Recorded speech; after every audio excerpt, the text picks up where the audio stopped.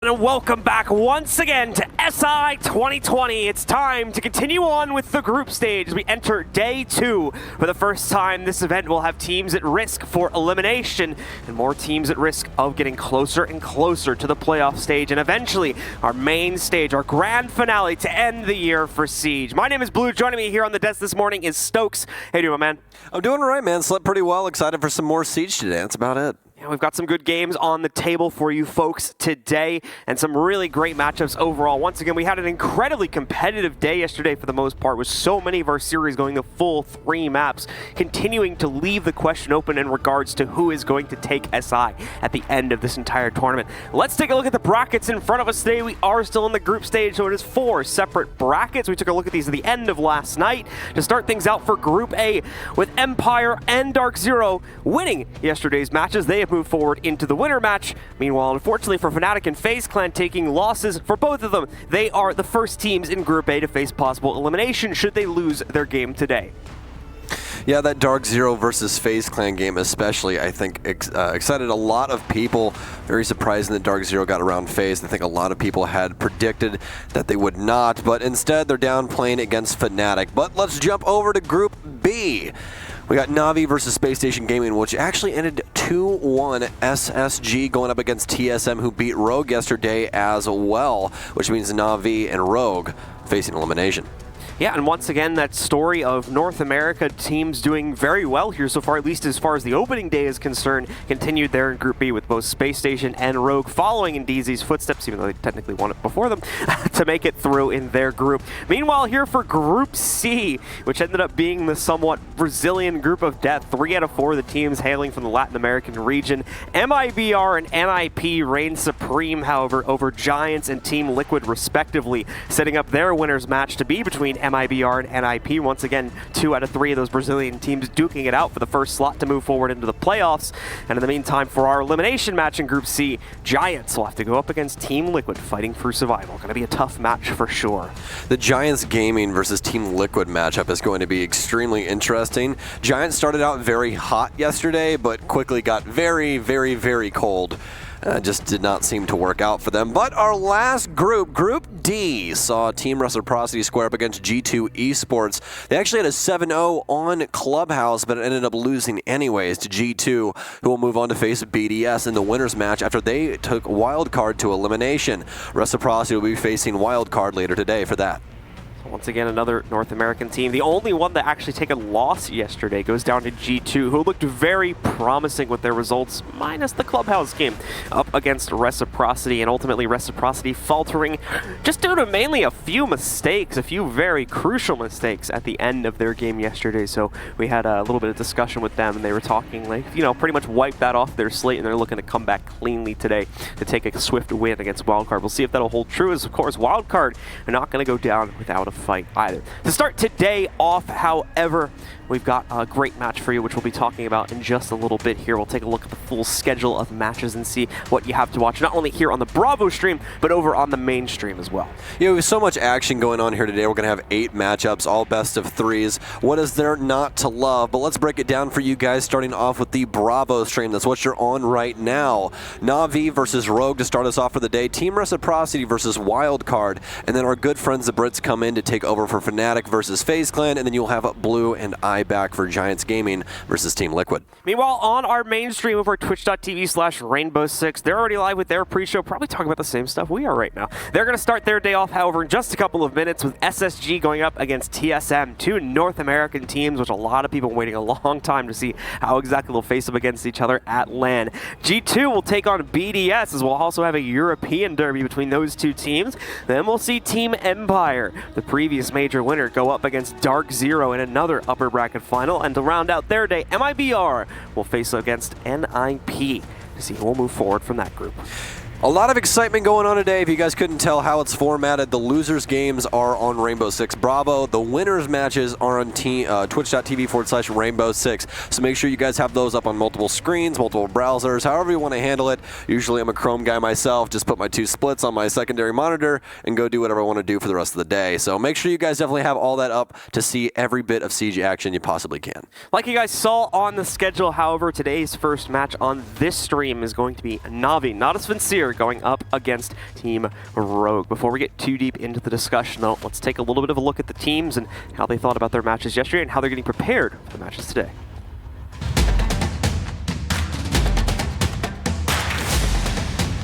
Hello, my name is Lucas Sigman. I'm playing for Rogue.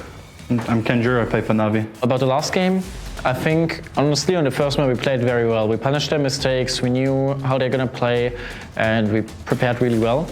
Going into the second map, though, we felt overconfident, in my opinion, at the beginning, and then slowly lost this confidence due to us making mistakes, and then just got kind of overrun. I felt like the team wasn't really there anymore, especially on the third map, there anymore, like we usually are. And we just need to work on the communication and our confidence mainly. We just lost the space station game. Disappointed. We're a lot better than we're showing. I have no idea. We had a boot camp and we just seem to have forgot everything that we did at boot camp. So. Our next game will be most likely against Navi. The game Navi and SSG isn't finished yet, but it's looking very likely that SSG is going to take it.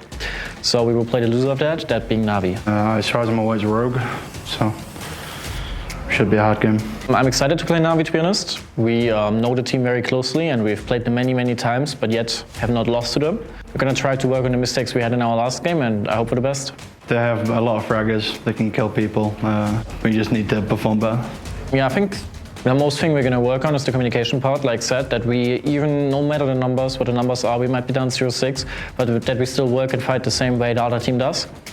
And that we don't let it get into our heads. It's very important, especially on a LAN level. To be honest, we're just going to try and play our game, I guess. I mean, they're not really a team you can counter because they have info on you the entire time. So just play our game, peek them. That's what we're known for. So we'll see if it works. I don't necessarily have a message for our next opponent, but I'm happy to see that all the people are cheering for us. And I hope we can pull what we did in Raleigh again, even though after losing the first game, we can make it on main stage. I'm very confident, actually. Two very different sides of a coin there, I think, with regards to those pre-game interviews that we had for Navi and Rogue. Rogue, despite dropping the second two maps in their series, still feeling relatively confident coming off the interview, whereas not as much for Navi, at least going off of the one statement that I think both of us heard there. Apparently, they forgot everything that happened at boot camp, and that's not the best thing. But let's get the rosters up on the screen and start breaking this down, Blue. I'll take Navi for the time being, if you don't mind. Go right ahead. Nello, Citizen, Saves, Kendrew, and Pi. This roster ran amok of Pro League Season 10 after our good friend Doki had gotten benched, and Pi came onto the roster, ended up winning Pro League Season 10 finals, but have not had the best showing inside of Pro League Season 11. They've actually already racked up 4 losses against some very good EU talents, but that seems to have ran over into, obviously, the Six Invitational now, and Kendrew not very happy about it. No, not at all, scrounging off of the way that we had that interview portrayed anyway. And Pi, I think, again, really the big one, that considering the last LAN performance that we had coming out from him, so we're going to have to try and see if they can improve that today. Once again, though, they are definitely the ones sitting in the hot seat, in my opinion, coming off this matchup. Rogue, just seeming surprised by the sudden resurgence from their North American opponent yesterday, is looking to bounce back relatively quickly and jump back into a winning position to move themselves forward for one more game tomorrow to push them into the playoffs. Meanwhile, their opponents from yesterday only need to play that one final game on the upper bracket. If they win that, they're going to move right through into the playoffs starting in the middle of the week. Meanwhile, let's take a look at the Rogue roster here, where there were similar stories with individual players somewhat struggling here. Once again, a great opening performance from them, winning without too much trouble against DSM, a 7-2 victory on Cafe, but then dropping the next two maps with only 3 rounds between both of them. A lot of that coming off of the early round trade. Specifically, you can look at 2 players for that. Check out the entries between Rise and Aces. It was a story very much so of Rise getting a massive amount of entry kills, and to be fair, pretty often getting traded out after the fact, but he was really the only one on the team, as you can see from the entry statistics, that was able to reliably do this throughout the course of the series. Meanwhile, you had Aces that had the opposite problem, always getting knocked out at the beginning of the round, causing himself to be the opening death for the team far more times than anyone else, and oftentimes just not being able to find impact on those rounds as a result of that. So early round seems to be the key area, at least for me, where I think we're going to have to see Rogue clean up the individual performance maybe that's trying to play a little bit more cautiously on attacking side or pull back the roam game a bit on defensive side. Either way, a little bit more caution I think is warranted here for Rogue, especially in Ace's department. TSM does play a very aggressive style of siege. They do a very good job of using those 3 spearheads that they have to offer in order to get attacks and especially aggressive defenses going, and it didn't really seem like Rogue had it in them to combat that. But let's get some statistics up on your screen. It's Aces versus Citizen, 2 of the star players for both these rosters, and I'm pretty sure you guys notice a discrepancy. Citizen is not doing his regular let me drop 25 kills on your head and have a nice day. He is actually in the negative right now, but Citizen can always bring it back, and I think that that is the one thing that Kendra was trying to highlight in his interview, is that we're not just playing our game. We're thinking too heavily about what's going on the other side instead of thinking about ourselves, and we need to fix that. If they are able to do that, they're playing against a team that they're used to playing against, of Rogue. They're both European, they play against each other all the time. I think this might be the time for Na'Vi to bring things back. It's a safe space. That's once again the man that we were talking quite a bit about a few minutes ago, Aces right there, who had himself a good individual performance when you look at the statistics, but in the entry department does maybe need to patch things up a little bit. Anyway, enough about that. Now let's take a look at the map. We're going to roll right through it, folks. First bands out of the way real quick here. Rogue taking out Consulate, Na'Vi taking out Bank. Initial picks. We'll go back to Coastline here as Rogue picks that first.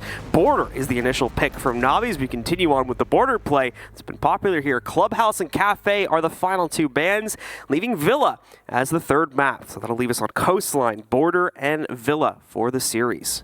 I'm not surprised at all that Rogue banned Consulate. They don't have the best record on it. Na'Vi looked pretty dominant on it yesterday. Decided to get that one out of the way. They tied on it the last time they played each other inside a pro league, but it doesn't seem to matter too much. So, as you said, our match for today, Coastline, Border, and Villa, and we're going to jump right into it, Blue. Let's get into it, folks. The very first match of the day. Like we said, we're here on the Bravo stream. It's all going to be loser matches for today, so every match is a potential elimination match. We know Na'Vi's got a lot of fans out there coming in for the last Pro League Finals, and I know you guys don't want to see them go out, so make sure you're throwing your support on in the chat and on all of our social media platforms. Same for Rogue if you want to see them make it through. So once again, this is one of the first times they're stepping up to the plate representing another new org. Absolutely, and I think that the big thing here on the Bravo stream for the day, and this is basically going to be an all-day thing, is that every single time someone loses, they're done. They're out. They're gone. They have no more life left in them at the Six Invitational. So let's jump into Coastline. We're going to see Habana ban. That's gotten to be a regular thing more often than not on Coastline, just to prevent anyone from gaining access to Pink from the roof.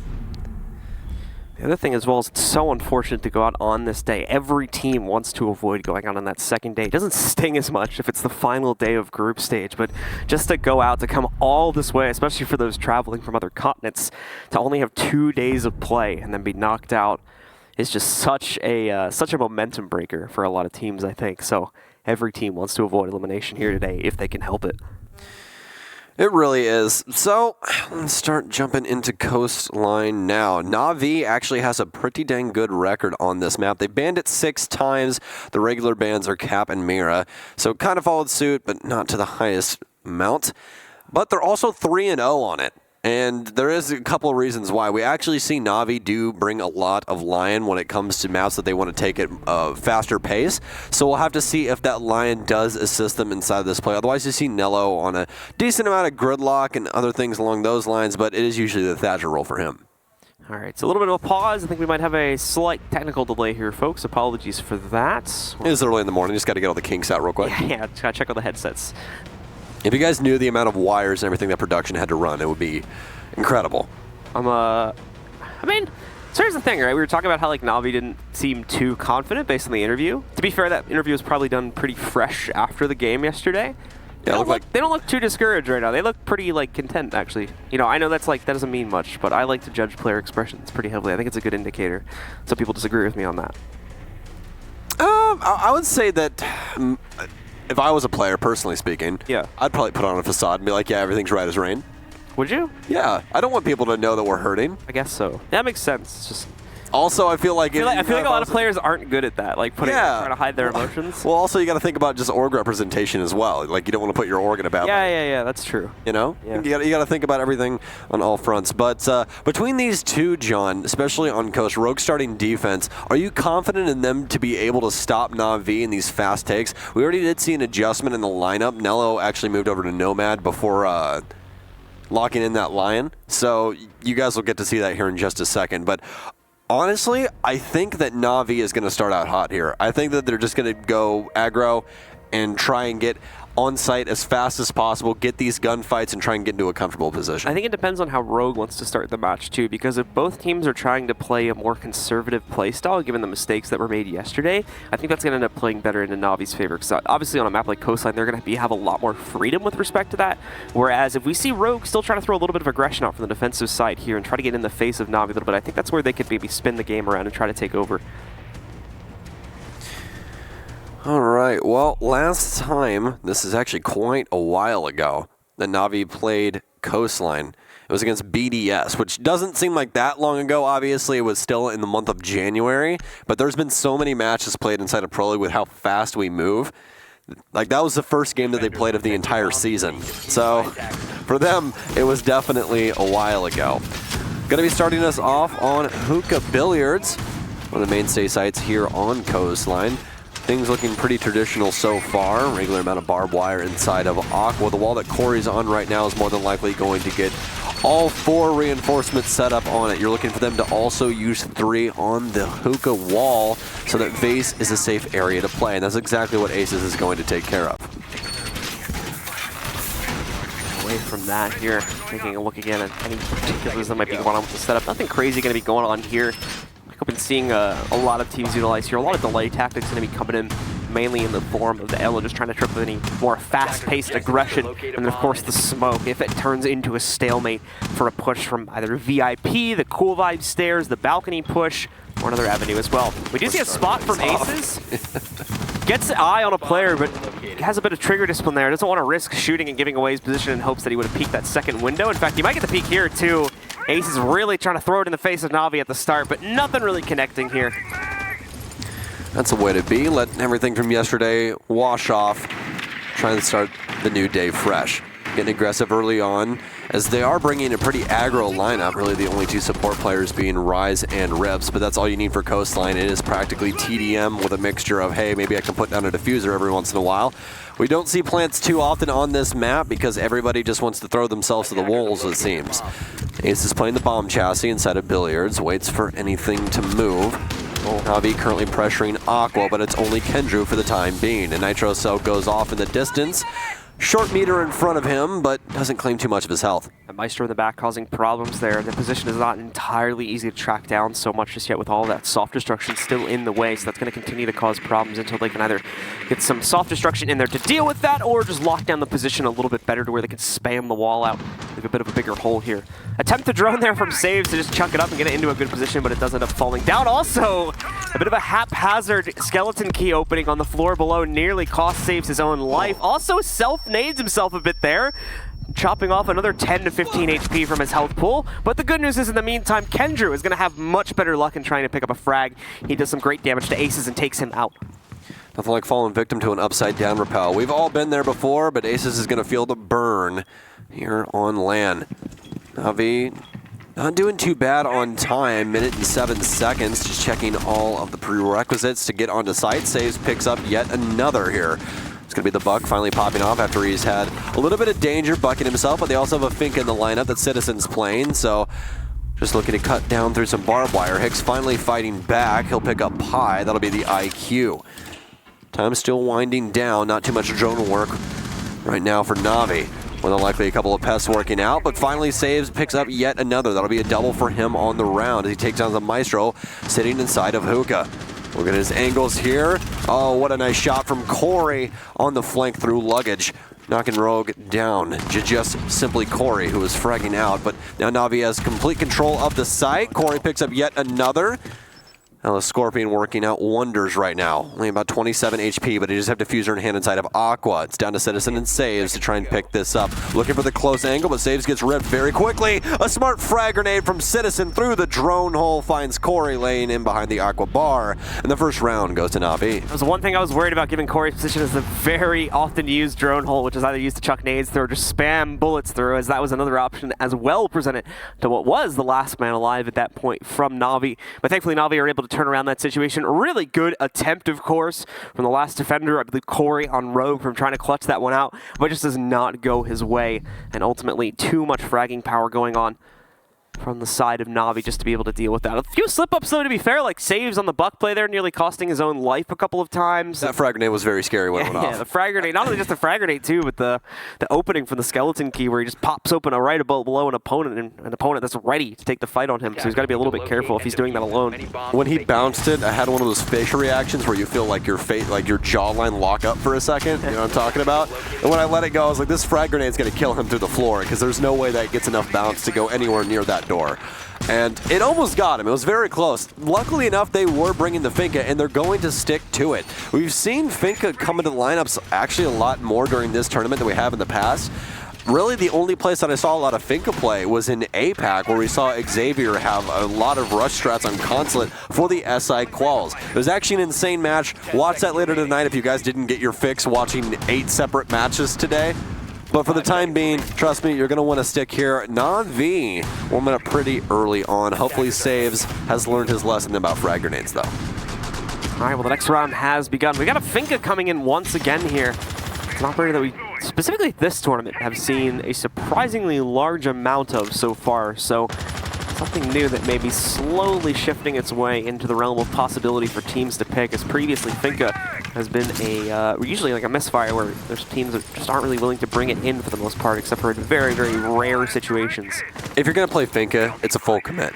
The entire team has to be on the same page, because that's where her utility is used for. It's used for being able to take aggressive fights, moving through barbed wire quickly. Obviously, it has its downfalls with like toxic babes and stuff like that, but it's mostly positive things. The only thing that's kind of a weird thing to get used to is the sound, as well as not being able to control your recoil, because it does it for you. So if you control it, obviously all of a sudden you're looking at someone's toes in a gunfight. That's not the best place to be shooting somebody for damage. Well, Kendra also present here on the Lions, so bringing Na'Vi colors into the game today on at least 2 of their operators. Now we're going to start to see Pi lurk in. Kendra's also going to move in on that and take control of pool door entrance. Does have a small hole to work with here, but not the greatest angle. Needs a bit of a larger exposed to be able to push into Sunrise Bar itself, and he's going to get that pretty quickly. Tries to go for the default plant, sitting right in the corner by the bar. Now it's heard at this point by Rips. He's just going to be very careful. No, yeah, you're right. He doesn't even catch it, doesn't even hear it. The flashbang seems to have caught him off. Even worse, he completely either misses the window opening or the jump in from Nello. So Rips just goes down without a reply. This is Na'Vi walking away with it right now. Hicks thankfully is going to be able to get one pickup, but it's a little bit far away from the action here. Corey also going to get clipped as he tries to cross Sunrise. Rogue just don't seem to have a great idea about the situation that's been set before them right now.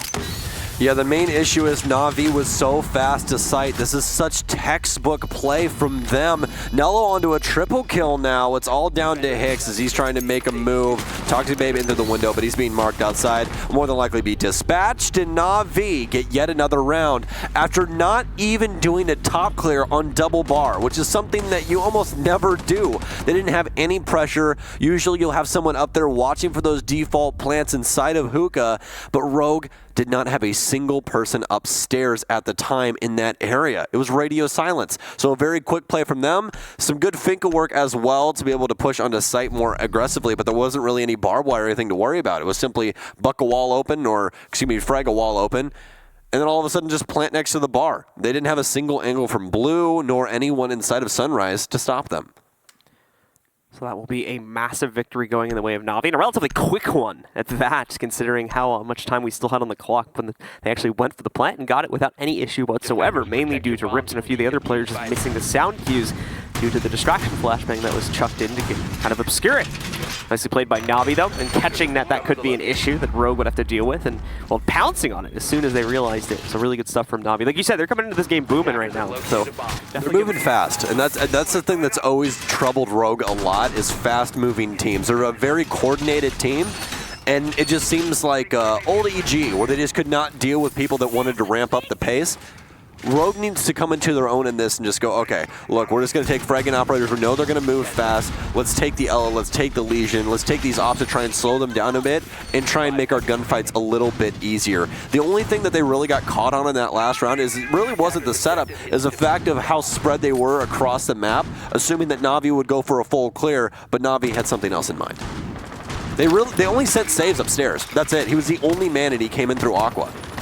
Everybody else was just on Sunrise.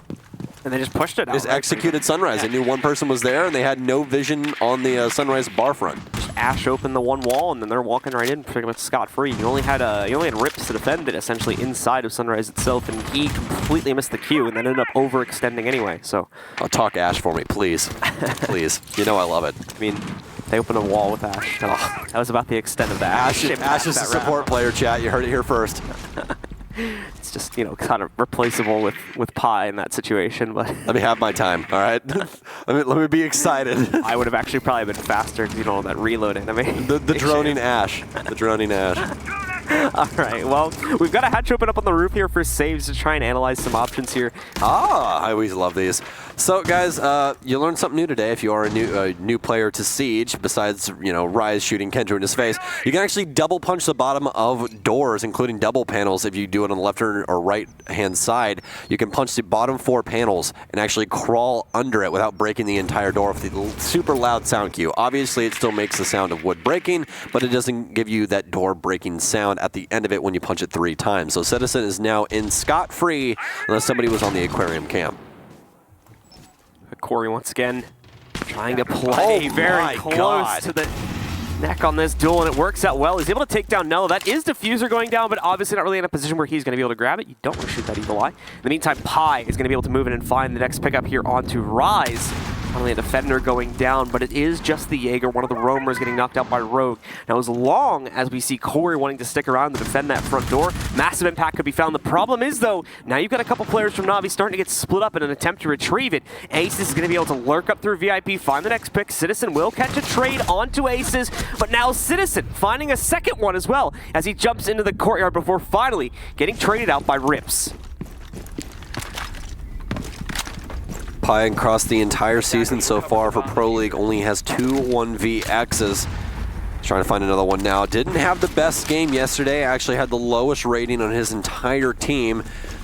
So he's trying to bring things back for them now. This is the time to do it. It's going to be 3 rounds in a row for them. He's got to move quickly through the smoke, though. Oh, and they didn't have the rotate set up how he thought. Assumed Hicks would try and go for the wall instead. But it's a very close reinforcement. Hicks ends up picking up the round for Rogue. So Rogue only picking up the first round for them, moving into round 4. So Na'Vi still ahead, but it seemed that Na'Vi had fallen into Rogue's trap. Rogue wants to play this map very spread out, and instead of just hitting sight, going for the execute, they went for the full clear up top, and that's exactly what Rogue's game plan was. They had already moved Aces as well as a few others upstairs from Rogue that just continued to combat people as they came inside. Pretty smart Goyo setup as well inside of the lobby by Corey. Yeah, great contention coming in there from Corey. Just ultimately, like you said, a little bit too spread out by the end of the round there. Na'Vi was able to detach that pretty heavily to be able to, unfortunately not take it, but still maintaining control towards the end. Back over into Hookah Billiards for the next one here now, as Rogue is going to rotate back to the 2 upstairs sites and maintain control here. Operator lineups for this site are going to remain similar, I believe, to the last time this was attempted. Give myself 1 second just to try and double check that. And it looks like that is indeed the case, as they bring pretty much the same exact lineup as the last time they attempted this one. So keeping everything the same this time, as Rogue is going to try one more time to take the win here. I really like that Na'Vi are bringing that flex operator that helps them out. They've been bringing Finka, they've been bringing Lion. These are the 2 ops that inside of Coastline can definitely help you with executes or just trying to get any sort of pressure on site. You know, obviously with EE1Ds on Lion, it does have a little bit of a higher effect because people really can't move. Unlike Save's hand that makes a nice micro adjustment, takes out Rise on the hookah window. So Na'Vi already starting off with the opening kill. It's Rise, once again, the player that we talked quite a bit about in the pregame here, is one of the pivotal players for Rogue yesterday. This round, though, tries to go for an aggro, peek out that hookah window. Gets his just desserts for that. Only manages to clip off about 25 damage on a save as well in the process, so not much sent in return for it. And also, a massive amount of utility. Great nade, goes into the corner. So smart. Ace in the hole on Hicks. Bye-bye to another member of Rogue, as Na'Vi are dominating the early round once again. Saves with a great call for an EE1D and a free kill in the best of fashions with frag grenades. Kill that Jaeger. It always feels so good when you get a Jaeger that does not have an ADS next to him. So now Na'Vi ahead by 2 in man count for round 4. They already have the repel on the western side, so worried about double window, but that means that they have to be worried about any possibility of someone going downstairs into Sunrise. And that's exactly where Asus is. If he's able to get over to the couch window, he can possibly get himself a free kill, but Na'Vi has already vacated the premises. Pi is rotated over to Aqua Balcony to assist Kendrew. Nilla's downstairs inside of security. Citizen is rotating through luggage currently to assist his team, but soon falls off towards 90. Rip's having to be very careful about his position right now. Just trying to play behind the bomb chassis. Nearly would have given him away if the player from Na'Vi was in an appropriate position for it. Thankfully, was not the case at the time. Another nade goes in, though. Man. Another nade kill going in the direction of saves. Specifically, that's 2 on the round for these guys. As Na'Vi now 3 kills in their favor, and they've barely set a foot in the building. It's all been aggression from Rogue, or just well-placed utility, and oh my god, saves! Just executes Corey and Aces to end the round. That's a 4K from him. Beautiful stuff. Kendrew clicked his ability button so that saves could run. That was really it. That was truly impressive, and that's the showing of you that that's how Lion does. I mean, that's why Lion was nerfed in the first place, is because he was so easy to coordinate with. He's a little bit more complex now just because you get pings, but if you're good at reading locations, like Saves was in that round, he only really had 1 gunfight that entire time. Otherwise, he got 2 kills with frag grenades in tandem with Kendrew using his EE1Ds. Such fantastic play from Na'Vi, and that's what we've wanted to see from them. And we're having Citizen adjust back over to the Finca. They've been bringing the Lion the entire time. They've mixed in some Ash play. We saw Pi go to that, as well as him playing the Buck and the Zofia. So Na'Vi kind of shifting roles around. The only thing that they really haven't been bringing any more of, and they dropped early on, was that IQ. Just did not feel like it was having enough impact on saves. Gave him the Buck, and that's exactly why. Able to get those frags early on, just really reading into where Rogue was going to be playing. Tip of the cap to him for doing that in tandem with that ability once again. Yeah, really great stuff coming out from Saves. There definitely gets the MVP on the round at a minimum. And overall, just great utility and operator gadget setups from Na'Vi, making beautiful work of the EE1D scans, as you had already mentioned from Kendrew's point of view there. It's a beautiful use of Lion. That was actually really, really crazy. I mean, there's more room for it here, too. Now, if they can get some upstairs control relatively quickly under their control, they can pull out the same thing. That's assuming, of course, they don't just do this fast pushing through pull door again. Now, I'm pretty sure that's not going to work a second time, considering the mistake Rogue made. They would not be too keen on letting that happen 2 times in a row. Well, we are going to have aces on an operator that we don't see too often. It's Mira with her black mirrors. They're one-way mirrors with a gas tank used to pop them out. You can put them on soft destruction walls, which are anything you can shoot through, or reinforced walls, which are those metal panels that you see the defenders put up. That's exactly what he just cut through inside of kitchen. Has one of those on the kitchen single panel towards the rotate into service.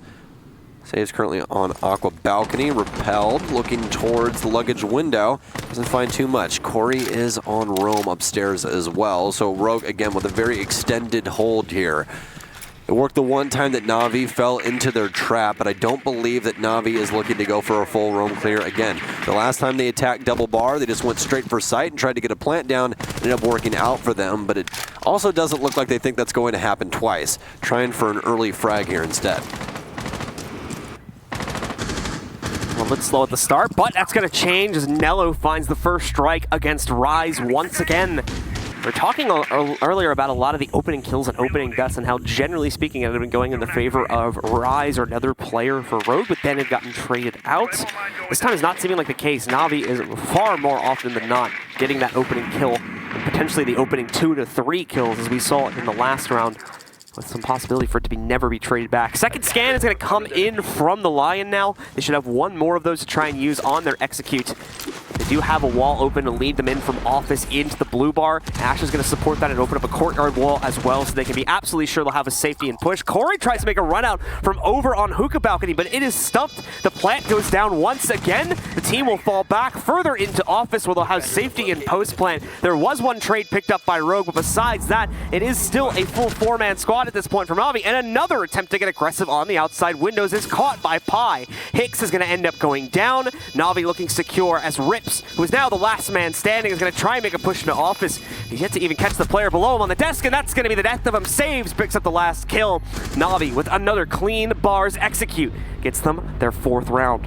Rogue is not calling for help, and just to remind you, if you guys look at that top left where it says group stage, it flashes back and forth and tells you whose map pick it is. This is Rogue's map pick, and they're currently down 4-1. Granted, that is the offensive side, and Coastline tends to go the offensive way, but still, Navi is making quick work of these rounds, and that was a beautiful, beautiful execute of double bar. Instead of going for Sunrise, they established control of blue bar and make sure they have office control as well as billiards upstairs. After the initial attack went through from Navi, they adjusted to have Nello move up through Aqua and gain control of that billiards area so that no one could stop the play vertically. Especially after those 2 early kills, they knew that Rogue would have to play horizontally instead of with that vertical pressure.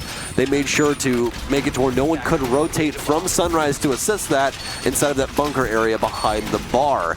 Pop an E1D for good measure, you make sure you get diffuser down, then you just play offices while you have Pi sit outside the main window so that no one can kill you from lobby. Such an amazing setup from them that was executed to a T. We're back in the kitchen once again. So far, this has been the only site that Rogue has been able to win for themselves. So finally going back to it after it's been unlocked. It's been 2 rounds since then. Hoping that they can leverage a 2nd round on this and make it a little bit more of a respectable half for themselves. The round mainly was lost by mistakes made by Navi, though, not necessarily prowess that was extended out by Rogue. So Rogue is going to have to be very cautious of that going back onto this. Navi just needs to push a little bit more conjointly, and they should have a much easier time taking control of this site comparatively to what we saw the last time. And it looks like they're already starting to line up for a little bit of that. We've got multiple players ready to push in together this time. Citizen will lurk, and I believe on his own over here towards Sunrise. They do get 1 ping off of the E1D, but it's well into the wilderness. Nicely done by Rise, though. The impact grenade onto the wall after they get the intel onto Citizen and quickly takes him out of the fight. This time, once again, a member of Navi not going to be able to find that impact in the late round. This is quickly stunted. Good amount of drone intel working its way out here for Navi right now. They're going to be able to find the 2 players hiding out in service and get relatively accurate positions on that. Info very quickly becomes irrelevant in Siege, though, so they need to act on that quickly. Otherwise, won't be correct for much longer. Rise, in the meantime, continuing to hold over towards that Sunrise bar as he picks up a 2nd kill on the round from that position as Navi continue to try and force the issue there unsuccessfully against the same player who has yet to even take any damage. Great stuff from Rise. And truly is. Rise, a very impactful player yesterday where we saw him topping the charts for the Rogue squad. Hasn't been taken out just yet. It'll only be Hicks, but obviously his castle barricades will stick around to hopefully assist the rest of the team. Halfway through the round now, Saves working on vertical pressure, doing some reconstructive surgery to the bottom of Penthouse. So opening up that floor that leads into the service area. Upside down rappel for Pi now on the service door. Frag grenade pours into kitchen. Might get himself a kill. Saves have been so damn good with these frag grenades today. That's 3 for him with just frags. Recovered the diffuser. Just 2 to 3 rounds as well. So beautiful work on the buck here throughout this half from Saves. You have to give him credit for it. Pile on that upside down rappel finally meets a mark as well as he's able to eliminate Rise, who's been a huge thorn in the side here for Navi. But now that role's going to shift and they don't expect the run out to follow that up. Aces quickly gets himself a 2nd over to the shotty just in case anyone else is hiding out here. Not going to be the case. He quickly jumps behind the desk. Now Nello might expect that, but the problem is he still has another player to find as well, hiding further into the bathroom. He's going to hear the nitro cell, but he still can't get away from it in time, and Rogue shut down the kitchen defense for a 2nd time this half to give them a 4-2 scoreline as we end the half itself. Aces having the highest cost on Rogue through the entire Pro League season and showing you exactly why. Such an impactful player. He can do it all, can play any role. He was just on Mira. The guy's now over on Mozzie, getting a triple kill on flank. Very nice play from them. And honestly surprising that Navi let that happen. You'd think that when it came down to only having 2 people left alive, that you'd know that Rogue would have to do something risky. That's exactly what they went for. They send to rotate up Cool Vibes, and having all the utility in the world because your Mozzie, soft destruction with the secondary shotgun, a good primary in both of his SMGs, and a Nitro Cell, all to assist our good friend in that round. So Pi, as Na'Vi shifts over to defense, will 6-pick off of the Maestro instead of going over to Ella. Operator that has been in the news recently inside of the Rainbow Six Siege world as a pretty controversial op. Her Scorpion Evo recently getting a buff, and that means she's going to come back into play a lot more often inside of pro play. She's kind of a scary woman when it comes down to it. When she was first released, her Scorpion was the most insane gun inside of Rainbow Six Siege, and now that it's usable again, she is quite the character. So it's going to be a kitchen defense to start things out here for Na'Vi as the halves have switched. Navi's going to jump onto defense for the first time.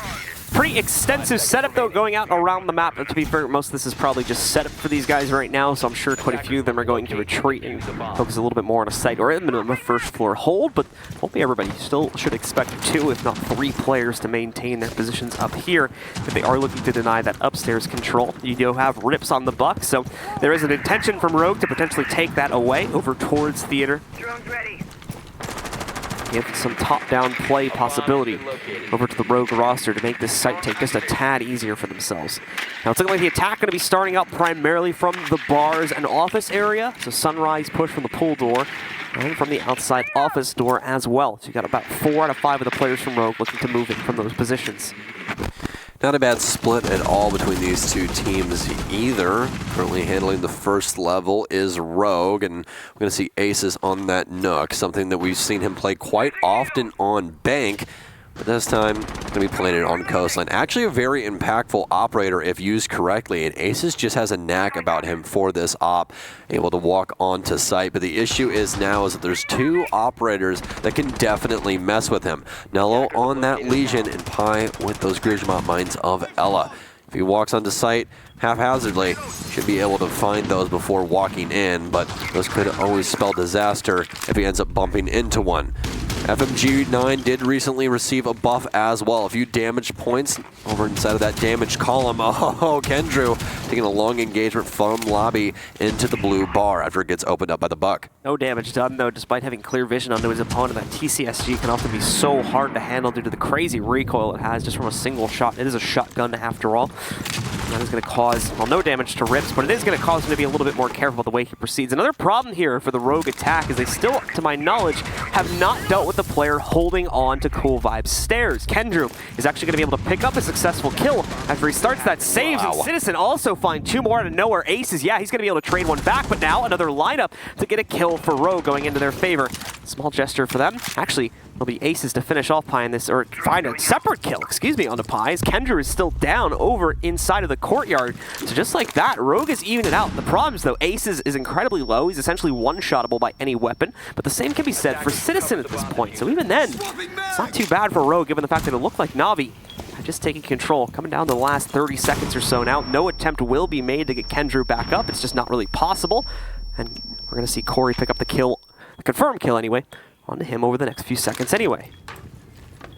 Each one of these players in this 2v2 engage with one another, one holding what seems to be the angle to get the kill. Very slow moving though as we move into the last 10 seconds here. Quick move for Citizen into blue bar, but it's going to be Corey to capitalize first. He's on the double for the round. 5 seconds remain. Aces on the plant. Corey has to go for Overwatch here. He swings the kitchen doors. They plant inside of service, but he just saw the head. Able to light him up quite a bit. Citizen using the Roni, though, going to have to quickly slam another mag as Corey goes on the upside down rappel. Actually, no, that's going to be Aces. Corey off to the left-hand side towards the north of service door as Citizen approaches. Has a diffuser in front of him. This is going to be very, very troublesome. Ace is still on the rappel here. Citizen goes for the challenge for the first time. Pre-fires high, but Corey way off to the right-hand side now, holding a very tight angle. Citizen with the fake, knows that Aces is upside down, knows that this is almost unwinnable. Corey pours stun grenades into the door. Citizen challenges. Corey gets the kill. Rogue finds their first offensive round. Pretty much out of time there as well for Citizen, so not much else he could have done. He only had about 2 more seconds to try and get both of those kills and start the stick on the counter defuse. There's really not a winnable situation there, unfortunately. It was a bit too slow to try and follow up and get into position to stop the plant. Had he had moved in quickly and caught the buck, things definitely would have looked possible, especially when you consider the planter was one-shottable, but ultimately just did not get there in time. Yeah, he was also just late to the party, you know, initially, not even at that ending where he just tried to challenge the kitchen door. Once they saw that Lion had pushed in, he should have immediately rotated through security or something along those lines. You can't just sit there and stay flat-footed. That's how you get in trouble, and that's exactly what happened. Just a little bit too late to the party. If he was there even a second earlier, he more than likely gets that kill on the Lion, puts it into a 1v1. You're both on one shot. You pre-fire with the Roni and probably get a kill. So still a close-fought affair between these two teams. Rogue only going to be 1 round away from tying us back up at 4-4. An even score between both teams. Navi, though, so going to try and avoid that from happening as they switch over from the kitchen and service defense into the bars, where on the attacking side they were able to exercise a very large amount of control. Key note being they took control of this site 2 times in a row when Rogue played it on their defense. The feeling of that confidence is also going to carry over to the defensive side. We'll see how exactly they try to play it. Important to know as well, they take it both times with minimal upstairs control, specifically on the first time. The second time they had to exercise it a bit more due to the slower take from Office, but still got the job done really with only 1 to 2 players exercising control towards Aqua and the billiards area. Well, Navi going to keep high on a trap operator, but not going to be Ella like it was last time. This time picking up the Legion. Oh, he's going to get tased a little bit by Corey as well, as Corey tries to get the trophy away, or get the Twitch drone away, but Pi quickly disregards that. Corey actually going to be playing our first Twitch of the game thus far. A little bit of a controversial op recently with that F2 nerf. She lost a couple of bullets instead of her ACOG that they were talking about for a while, but it seems to have worked out. She can really only take about 1.5 gunfights unless obviously you're a skilled Pro League player and you're able to just click heads. You only need 5 bullets then. Makes things a little bit easier. So cool. Ammo conservation. Corey's just going to force open the hookah door there. Just try to pop a couple windows. So nothing crazy being done by Corey in the early round here. Claymore was deployed up on the hookah balcony as well. Second one going to be dropped here now by Aces to watch for any rotates that might work their way in from kitchen to service in case any of the defenders want to try and get a little bit more aggressive onto the late round push. Very split up opening push from Rogue right now as again they're trying to exercise and posture up for a large amount of top control. However, as you can see, as soon as they get over towards Cool Vibes, that's when the fight is going to begin. You've got a 3-man stack spread between Cool Vibes and hookah on the bottom and top levels. Look at this walkout here. Perfect position from Aces. No one is watching the 90 corner, so he just gets away with a double kill. Saves is going to be able to trade one of the kills back on the Corey, taking out the Twitch push, but then Saves finds a second onto Rise as well. However, the Nook's still going to find massive damage. Ace moves in onto the Deagle for a second kill, trying to find that player up on top, but is unable to lock it down. Rips, however, helps him out. Finally eliminates Saves, who's been doing massive damage this round, bringing us into a 3v1. Kendrew is left alone against the world as he has to try and stop the rest of this Rogue push. It's not gonna work out, though. What a play from Aces there. A quad on the round. Fantastic Nook play. Avoiding all of those cameras, and I think the main thing to notate there for Rogue is it seemed like they were going to go for a full map clear and try and take that top pressure away from Na'Vi, but instead they get access to service with that Nook.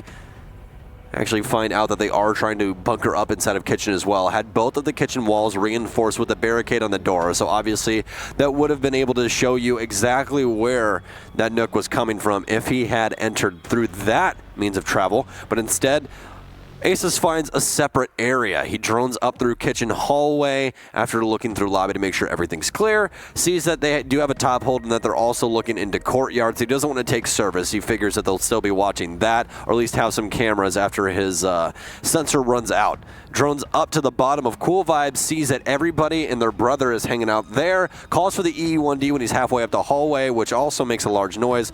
Starts that sensor up so that his sound and footsteps are quieter, bags himself 2 kills, and a pretty nice flick as well with that head transfer.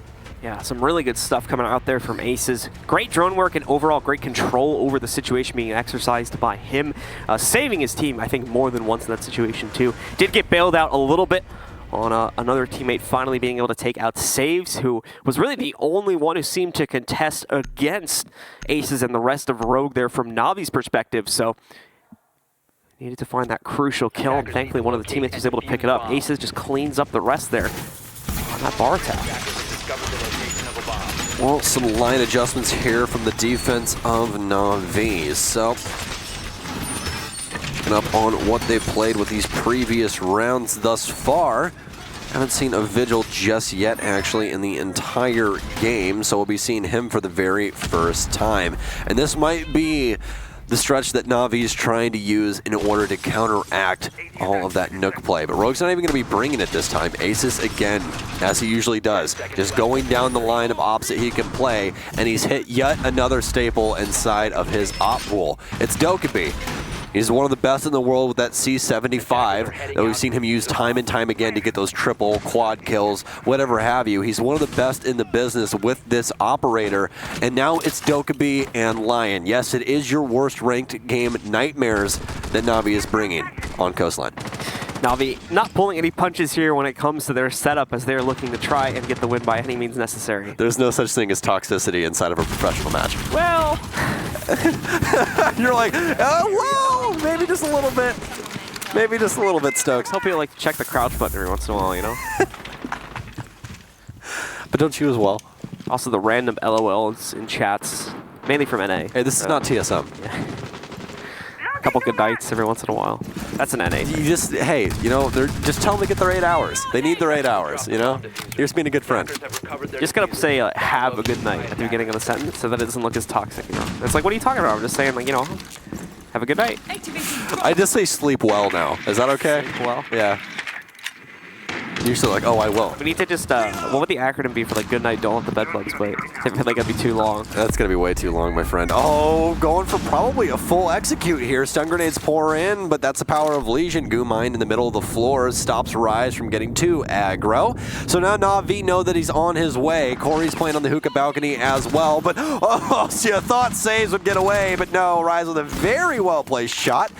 Gets Saves off of Vibe stairs after he goes for the rotate from Hookah. So now they have all top control of Double Bar and plenty of time to make as many vertical holes as possible to get some of these free kills underneath. Another EE1D comes in. That's the second one on the round as they hold the plank for Cool Vibes here. Or excuse me, flank. Rise will be on that duty. The rest of Navi, though, on a horizontal hold instead, just waiting for Rogue to make their next move. Gonna come down to the last minute of the round now with Rogue having frozen themselves up a bit, but that's mainly just to once again exercise a bit of extra control.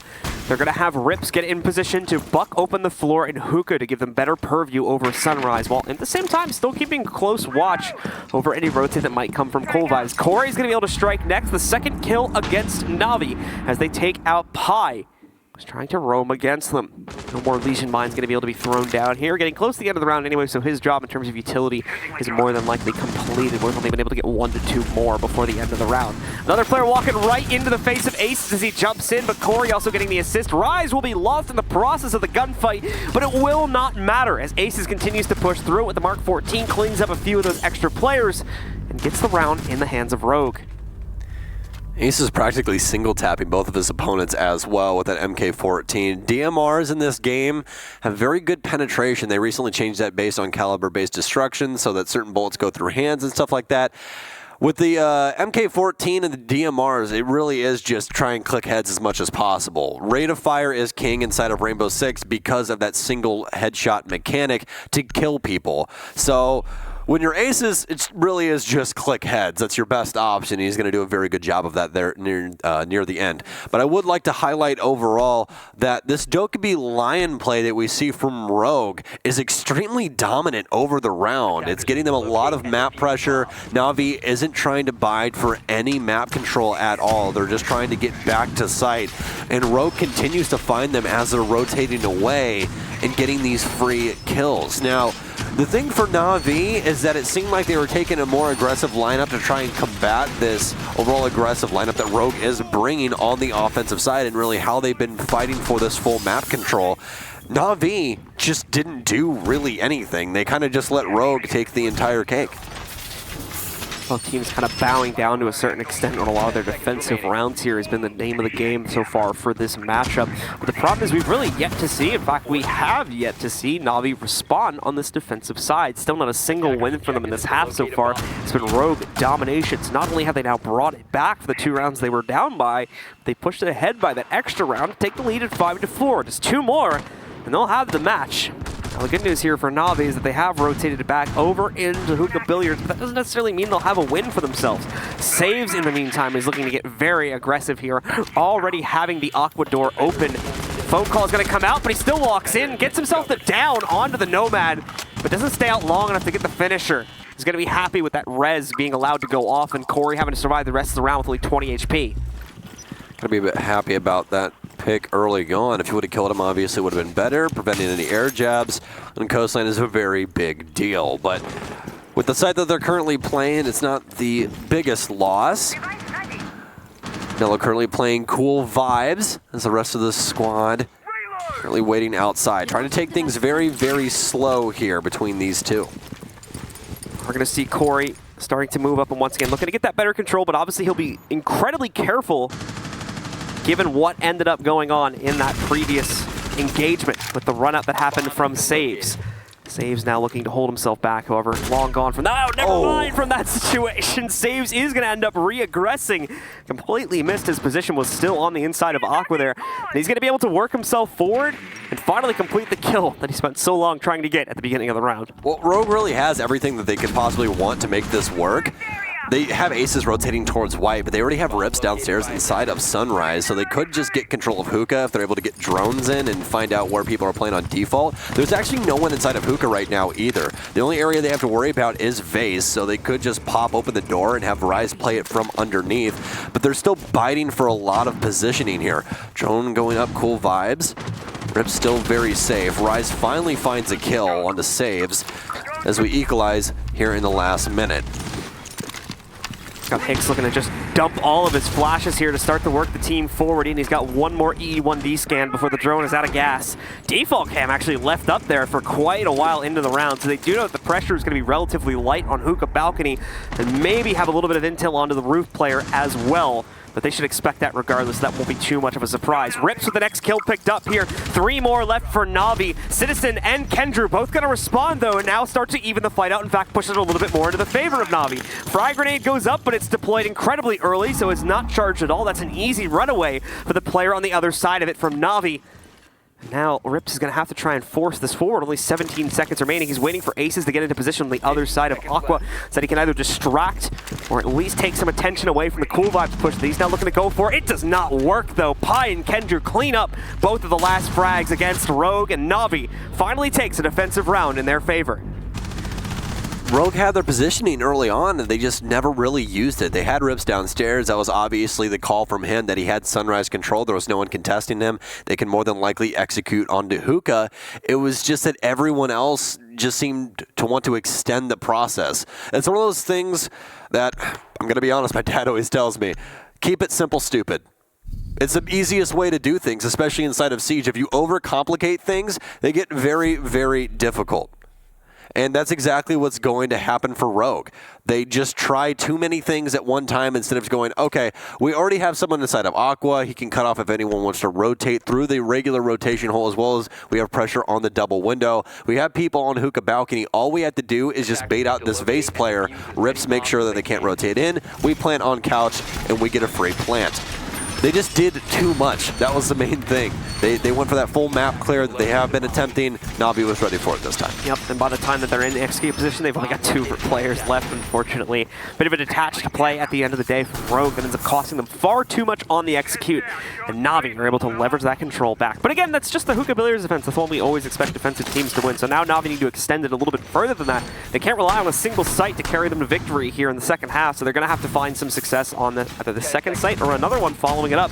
As if not, Rogue is going to put themselves onto map point first with a potential win here against the kitchen attack. Well, fun fact, Na'Vi has only won rounds that they've had the opening kill on. Oh yeah. Look at that. Been going back and forth the entire time. So whichever team gets the opening frag chat is probably going to be the team to win the round. Let's see if that continues. That's a trend we want to keep track of. Which that like makes sense considering the stats from Rogue yesterday as well that we were talking about earlier. Let's not talk about their stats because they weren't the best. I feel like if you talk about people's stats when like the team's entirely bad, it's just like, okay. If you like talking about Navi, it's like, yay, one guy had a positive rating. You know, like you just seem mean. I don't like being mean. I like being the good guy, Blue. I'm just here, you know, to be happy. That's what it is. I'm just happy to be here. Spread the gospel. Exactly. Well, the Rogue on the offensive side still. Rips currently inside of Aqua in tandem with Rise. First EE1D will go off as they're trying to get all of top pressure. Corey and Aces have their sights set on VIP. They have one inside, so it's going to be a west to east clear here for the offense. Rise not having the best game either. Currently 5 and 10 with a couple assists for him. It's kind of been the Aces show overall for Rogue, but that's something that's kind of a mainstay when Aces is popping off. You just let him do him. Despite the low overall number of frags, the Rise has still certainly found impact in quite a few rounds. I wouldn't discount him entirely for his performance here so far. Ace is in the meanwhile once again has gone hunting down this long angle, which will suit him, especially if he can line up headshots here. Just got to be very careful so as not to get caught in a bad timing of a peek where someone from Navi is going to be ready for him. In the meantime, the rest of the team, Hicks most notably, is clearing out 90 to try and flesh out some of these other players. What's the nicest thing about Line is you can pick and choose when someone's going to peek. Obviously, they can get aggro, but they'll get marked, and that's going to stop a lot of people. Nice. Oh, what a good trade there between these two teams. Kendra, knowing Aces, is probably going to get aggro on the door, but he immediately gets ripped by Rips with that C8. So now Rogue has all of top control. All the staircases locked down as well because Corey is still up with all those air jabs, and we can see, thanks to our new UI, that he has used all of them. A little bit of a panic shot, I think, there from Rips, ends up knocking off a bit of damage on the Corey, so let's be cautious of that from this point forward, I would imagine. Not a huge deal, though, at least as far as this round is concerned. They've got the one-man advantage, so that extra bullet or two probably won't make a crucial difference. Come back to that later if it does. Corey trying to hunt for something. He did have one more breaching charge to try and use on the ground, but I would imagine Rip still has a couple skeleton key shots to rip off as well here. In the meantime, time is getting incredibly low for Rogue to complete their execute. This is the same problem they ran into in the last round. They just did not have enough time, despite having massive control, to really push in. So they ended up splitting up, losing too many players on the execute, and then dropping the round. This time, it's even more dire than it was in the previous round. 10 seconds. Where is the execute going to come from right now on Rogue? There is no sign of it coming in quickly enough. They're just going to run into the setup ultimately, and as you might expect, Navi takes it quite easily. I mean, you got to give it to Navi. Just didn't overextend themselves. Knew that Rogue was going to waste too much time trying to get map control. Eventually, Rogue just tries to throw it in through service door, and that's not going to work. Navi's already had time to adjust to what you wanted to do. They got the wedge. They just never forced it in with the hammer. That's the only issue. Rogue is able to get all of this map control. They just do nothing with it. And that's what the thing that Navi was doing great with on offense, is that they were taking minimal map control and doing a lot with it. Rogue is doing the exact opposite. They're getting a lot of map control, but doing very minimum with it, Blue. They need to get faster on this timer. They need to be aware of the clock. It's all about clock management when it comes down to these executes. Rogue on a tactical timeout now.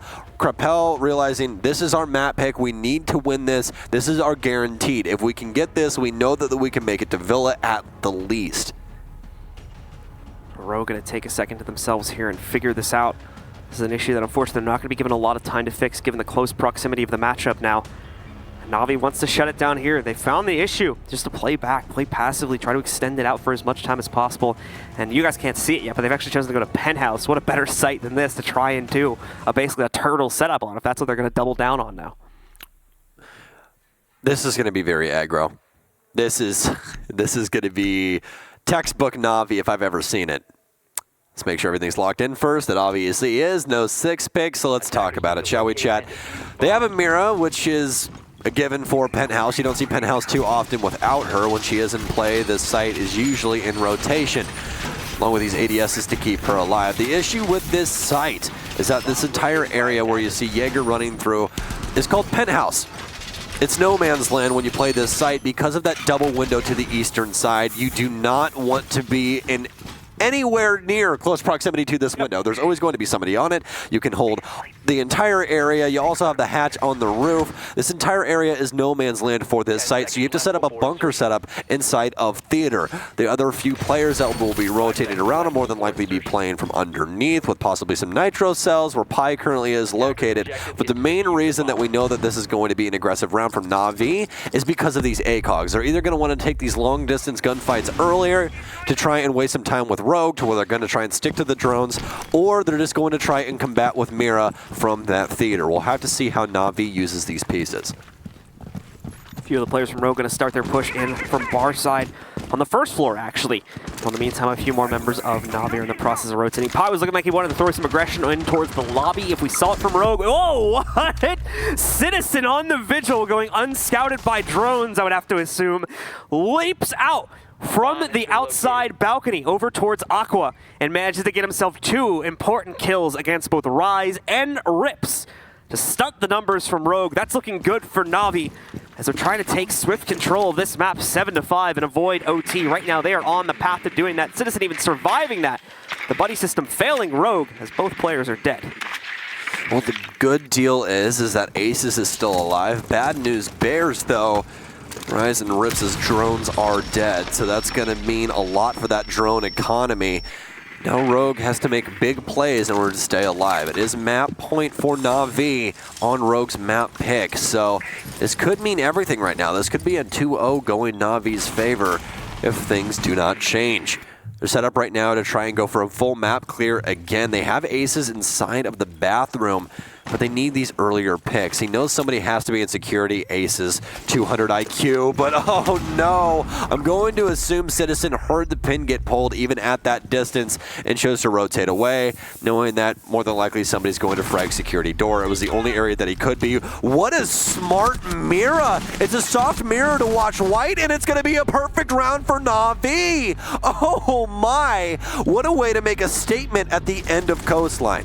Na'Vi really going 300 IQ at the end with this beautiful penthouse play. They bust out on us here. And unfortunately, their opponents, having not gone up against the clubhouse defense on their own side, just don't seem to know how to deal with it. That on top of the beautiful run out we had from Citizen to get the double kill right from the first few seconds of the actual action phase sets the round up so beautifully for Na'Vi to take it. Great stuff, especially from saves as we take a quick look at the scoreboard there. 15 and 8 from him, but to be fair, the same exact thing for Aces on the other side. But just not enough of an individual performance there to make up for the difference when it came down to that final round to decide if it was a win for Na'Vi or OT for both teams. And this is a scary thing about Rogue, and I had this conversation a while ago just with Twitch chat and everything else over on my stuff. The issue with Rogue is that they are very, very good players. Every time it gets to land, they just aren't themselves. The only person that maintains being themselves is Aces. Every single time. Aces is always dropping numbers. It's just that the rest of the team doesn't seem like they can when it comes to a LAN environment. They've tried to make changes. They've done all of these things. Every single time that they come into a tournament, everyone thinks that they're going to be the victor, but they keep going out in quarters, Blue. The best that we've ever seen them do was at the Vegas Minor when they lost eventually at the very end to Team Secret of all teams. We also had some pretty big issues from Rogue on that match, even away from an individual perspective, just on time management that we started to see come out in the second half from them, where there was 2 rounds where they were able to get great amounts of setup rounds, 10 and 11 specifically, but just never really did anything with it. Had everything they needed to execute a site, but only had like 20 to 30 seconds max to actually pull off the execute. And this included even simple things like taking care of wooden barricades and whatnot. So that, small little things like that, wasting massive amounts of time and costing them a lost round. The issue is with that is make sure that you guys are paying attention to their drones and how much utility it takes to take control of an entire map. Rogue every single time would burn so much utility, most of their stuns, everything, dealing with people that were off-site. And the issue is that all the ADSs, Goo Mines, Grismont Mines, Evil Eyes, everything that is on-site in order to stop you from getting on there, all of your utility to get rid of that is gone. Now, at the end of the day, although we really only saw consistent performances from Aces, it wasn't just clear-cut in that regard. We did see moments of brightness from a few other players, notably Rise, who also had a pretty bright performance in yesterday's matchup, you know, given everything that happened. There was one round specifically where Rise was able to have a really good hold on the defensive side from a Legion inside of that Sunrise bar. Got the great double kill, didn't take a single point of damage from that fight, and I thought that was really well played. Even managed to put together a third kill by the end of it. But that was just one round, unfortunately, and didn't really ultimately lead to much else besides that throughout later, except for a couple kind of mid-round just trades and whatnot that we saw from him. So we need to see more from him and a few of the other players on Rogue if they're going to continue to rely on individuals to win these rounds for them. The thing that is so aggravating for me is it seemed like the game plan worked early on. Yeah. Okay, we're just going to entry onto site. It worked so well. All they did was find the lanes that were open and took advantage of those. It was going so well, Blue. And then they changed the entire plan. Why did you go away from the stuff that was working? And when that started to not work, why didn't you go back to things that had already gotten you rounds? That's the part that's aggravating. It's like they already have the pieces to the puzzle. They're just not putting it together. And the other side of the coin, though, when we take a look and talk a little bit about Navi's performance in that one, you really have to point towards saves for a lot of the successes, especially on the attacking side. His buck play, supported, to be fair, mainly by their Lion, was absolutely phenomenal. Those EE1D scans followed up by some of his like crazy shots in the nades. He had that one where he walked off of Hookah balcony, chucked it in the big window to get the player in the corner right by Aqua as well. So he managed to get just 3 kills only from grenades in the course of that half as well, on top of numerous other kills that he got from his gun, obviously, and then carried that over to the defensive half as well, where he continued to perform really good, in my opinion. Yeah, again, with Na'Vi and a lot of rosters here at the Six Invitational, they adjust operators based on who is performing well. In the very first round, they had saves on IQ, and then they took the buck from Pi, gave it to saves. I'm going to assume that he was more than likely feeling it this morning. He said, hey, I want buck. Yeah. Let me play this comfort position, and he proved exactly why he had that buck. As you said, those EE1Ds in tandem with the frag grenades were insane to watch, and that's exactly how good Na'Vi can be on a good day. Yesterday was just not a good day for them. They're trying to fix things today, and remember, folks, going into this next map, this is everything for Rogue. This is them going out in groups at the Six Invitational, the biggest tournament of the year, a team that is top of EU right now. Now, I'm sure you guys already caught on to this, and Stokes even mentioned it once during the game, but that was also Rogue's map pick back on Coastline as well. So dropping their own map pick, they're not going to have to bring it back on Navi's comfort pick, which is taking us over to Border. That's going to be our second map, and it's coming up right now, folks. So let's get into it. Unfortunately for Rogue, they face elimination should they drop this map. They cannot afford any more mistakes. Na'Vi is in the same position, however, so they're going to fight just as hard to make sure they stay in this tournament. Let's see if they can do it 2-0, or if Rogue's still got a bit of fight left in them. All right, well, let's get down to Border, shall we? We're going to have a Thermite ban from Na'Vi. They're on defense, so want to make it to where they can play Kaid and get rid of those Hibana X Kairos. Just make their job a little bit easier. So you will be seeing a lot of Hib this match. Well, looks like Rogue is hot on the timer here, trying to, figure out what they want to ban. Be locked in now. Get rid of those pesky air jabs, so that's actually a very, very scary thing, to be completely honest with you. For Rogue, that makes it to where Na'Vi can now rotate. They're on offense, and they took away Nomad. They're going to have to do something else. There's going to have to be a lot of flank watch and dedication to that by Rogue, and that's something that's very scary coming from the last map, John, because they wasted so much time trying to set things up. Now not having Nomads where you can just set and forget, very, very damaging. Echo is going to be the final ban, following more standard tradition from the defensive point of view, but it's a very scary thing, as you said, for Rogue to try and ban out the Nomad. It's going to open up a lot of possibilities for Na'Vi. And again, as far as both teams are concerned, seemed relatively comfortable from the defensive half. It was the attacking side where things were a bit shakier for either squad here. So I'm sure Na'Vi is going to take that ban in stride and say, okay, cool, you want to open up the roam game for us? We'll accept that. In fact, we'll even go to offsites to start as a result of that. They're going to go to event workshop defense first, instead of, once again, as we talked about before, instead of what you normally expect from teams, which is to go upstairs here. A lot of teams have been trying to move that around a little bit to try and make teams a bit less comfortable when they start attack. This is still just such a hard thing to watch. considering how Rogue has just aged over time. They're such a good online team, and then every single time they get to land, they stumble. And it's a difficult thing because every single time you want to support them, you want to see them do better because they've been working so hard, and they just fall back into the same ruts every time. But this is their time to change that. The only issue is now, though, is that it's Na'Vi on border. This is something that even Doki told me, this is our map, we love border, we love consulate, that's where we want to play. Na'Vi's going to be on border now. I don't know how this goes for Rogue. That's the only issue for me. They should have never been in this issue to begin with. The way that Capel teed this up was, we have Coastline, we're going to take that, we more than likely go to Villa and try and win there. I don't even think that this was ever a forethought that this was going to be a 2-0, and that's what makes this so scary now.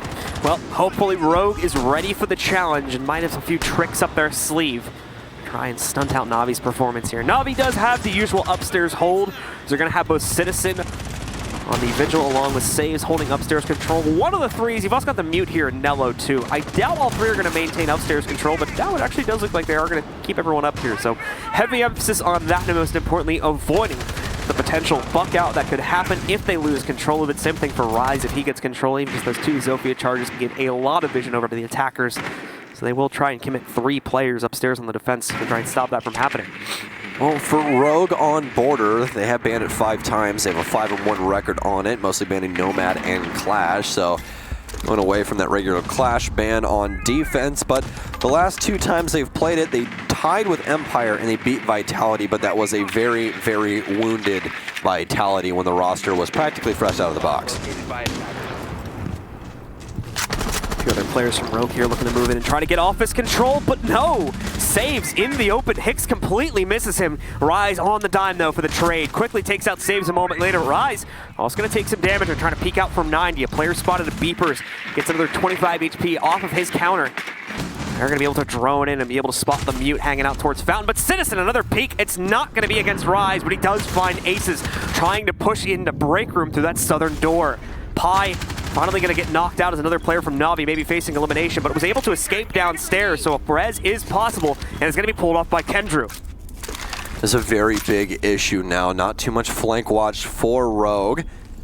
You have some assistance in the likes of a Claymore here, but Na'Vi running amok of things. Corey finally equalizes with a kill onto Pi, but still plenty of pressure. M590 pump from range into Fountain pre-fires, but nothing for Nello as Rise shuts him down. They do now have control of Archives, but they know Citizen has rotated. He still has that backpack. Kendrew off in the distance as Citizen gets 2 with very nice shots from that K1A. It's all down to Corey, who's all the way downstairs with his main focus point on site. He's got the single point open to the back of Workshop as he hops out the teller's window to pick up the diffuser. They do still have top pressure though, as Citizen is upstairs in 90, but Kendrew's rotated off as well. More than likely going to try and play this through vertical pressure. They do have a couple of holes, and now they definitely know that Corey's worked his way onto site. They heard the goo mine go off, and that is the danger of Legion. With these things strung across the map, it's always very difficult to know where you can enter, especially in these clutch situations where you're trying to keep your gun up and you're not exactly paying attention to the floor. Kendrew drops the hatch for server now, laying prone on the floor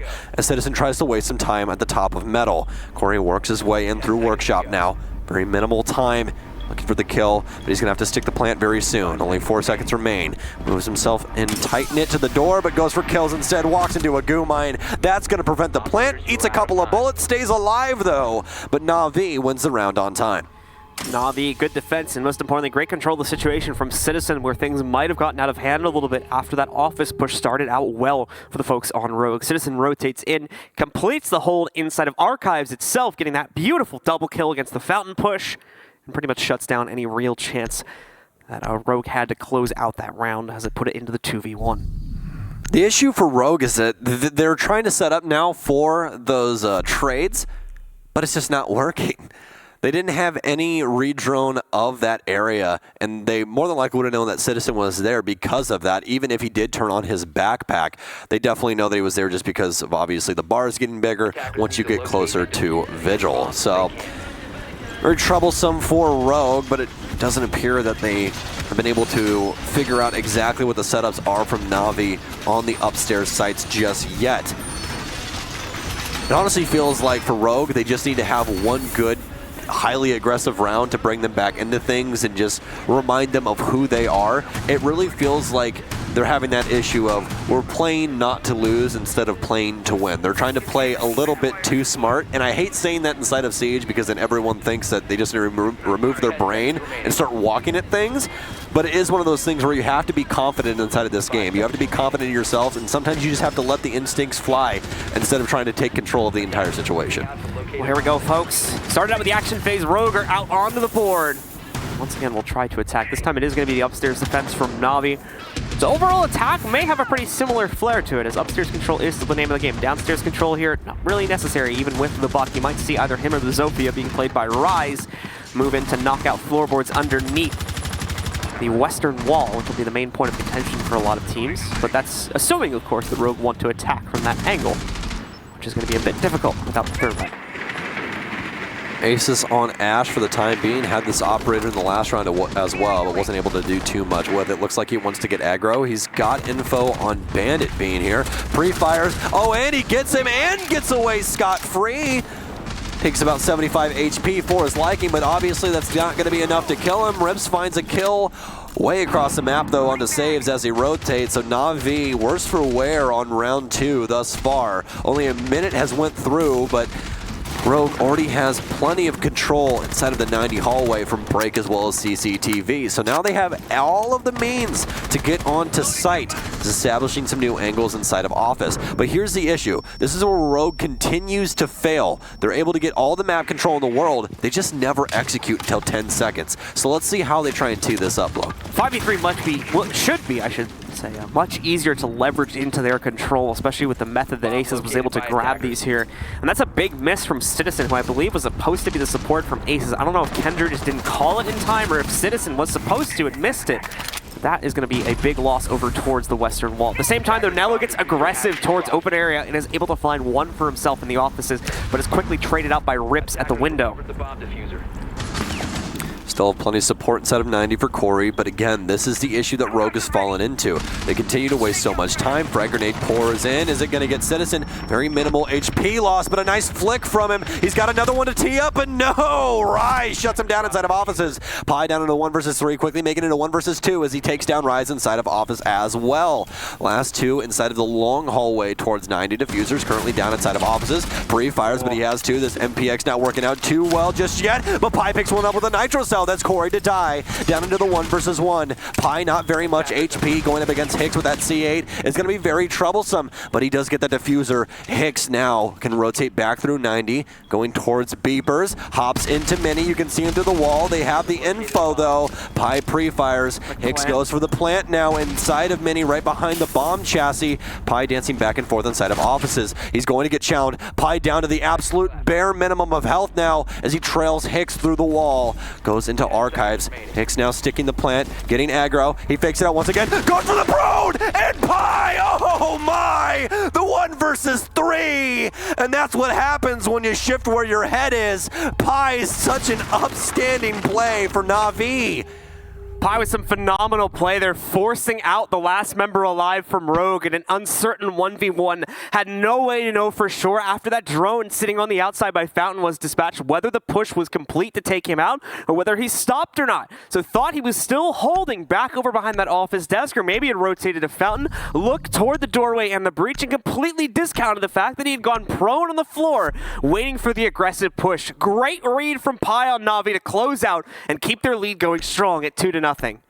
That is a way to make a statement, and that is the thing that Pi has told me about being on this Na'Vi roster, is that, yeah, there's sometimes, you know, tight-knit about what I do, but when it comes down to the clutches, they give me that info, they give me that space in order to achieve what I can possibly achieve, and that is why he is one of the most clutch players on this squad. Inside of the regular season of Pro League, he's tied for second with Citizen on the team, Kendra actually having the most clutches and the most plants as well. But for Na'Vi, that's 2 in a row, and that's them getting a second round that they should have never have had. And that's exactly what we were talking about earlier, John, with this Rogue squad. It seems like they get all the map control they could possibly want. They have CCTV, they've got holes to the 90 reinforcements to be able to watch for metal, and the rotates in between armory as well as archives. They get it all the way down to a 4 versus 2.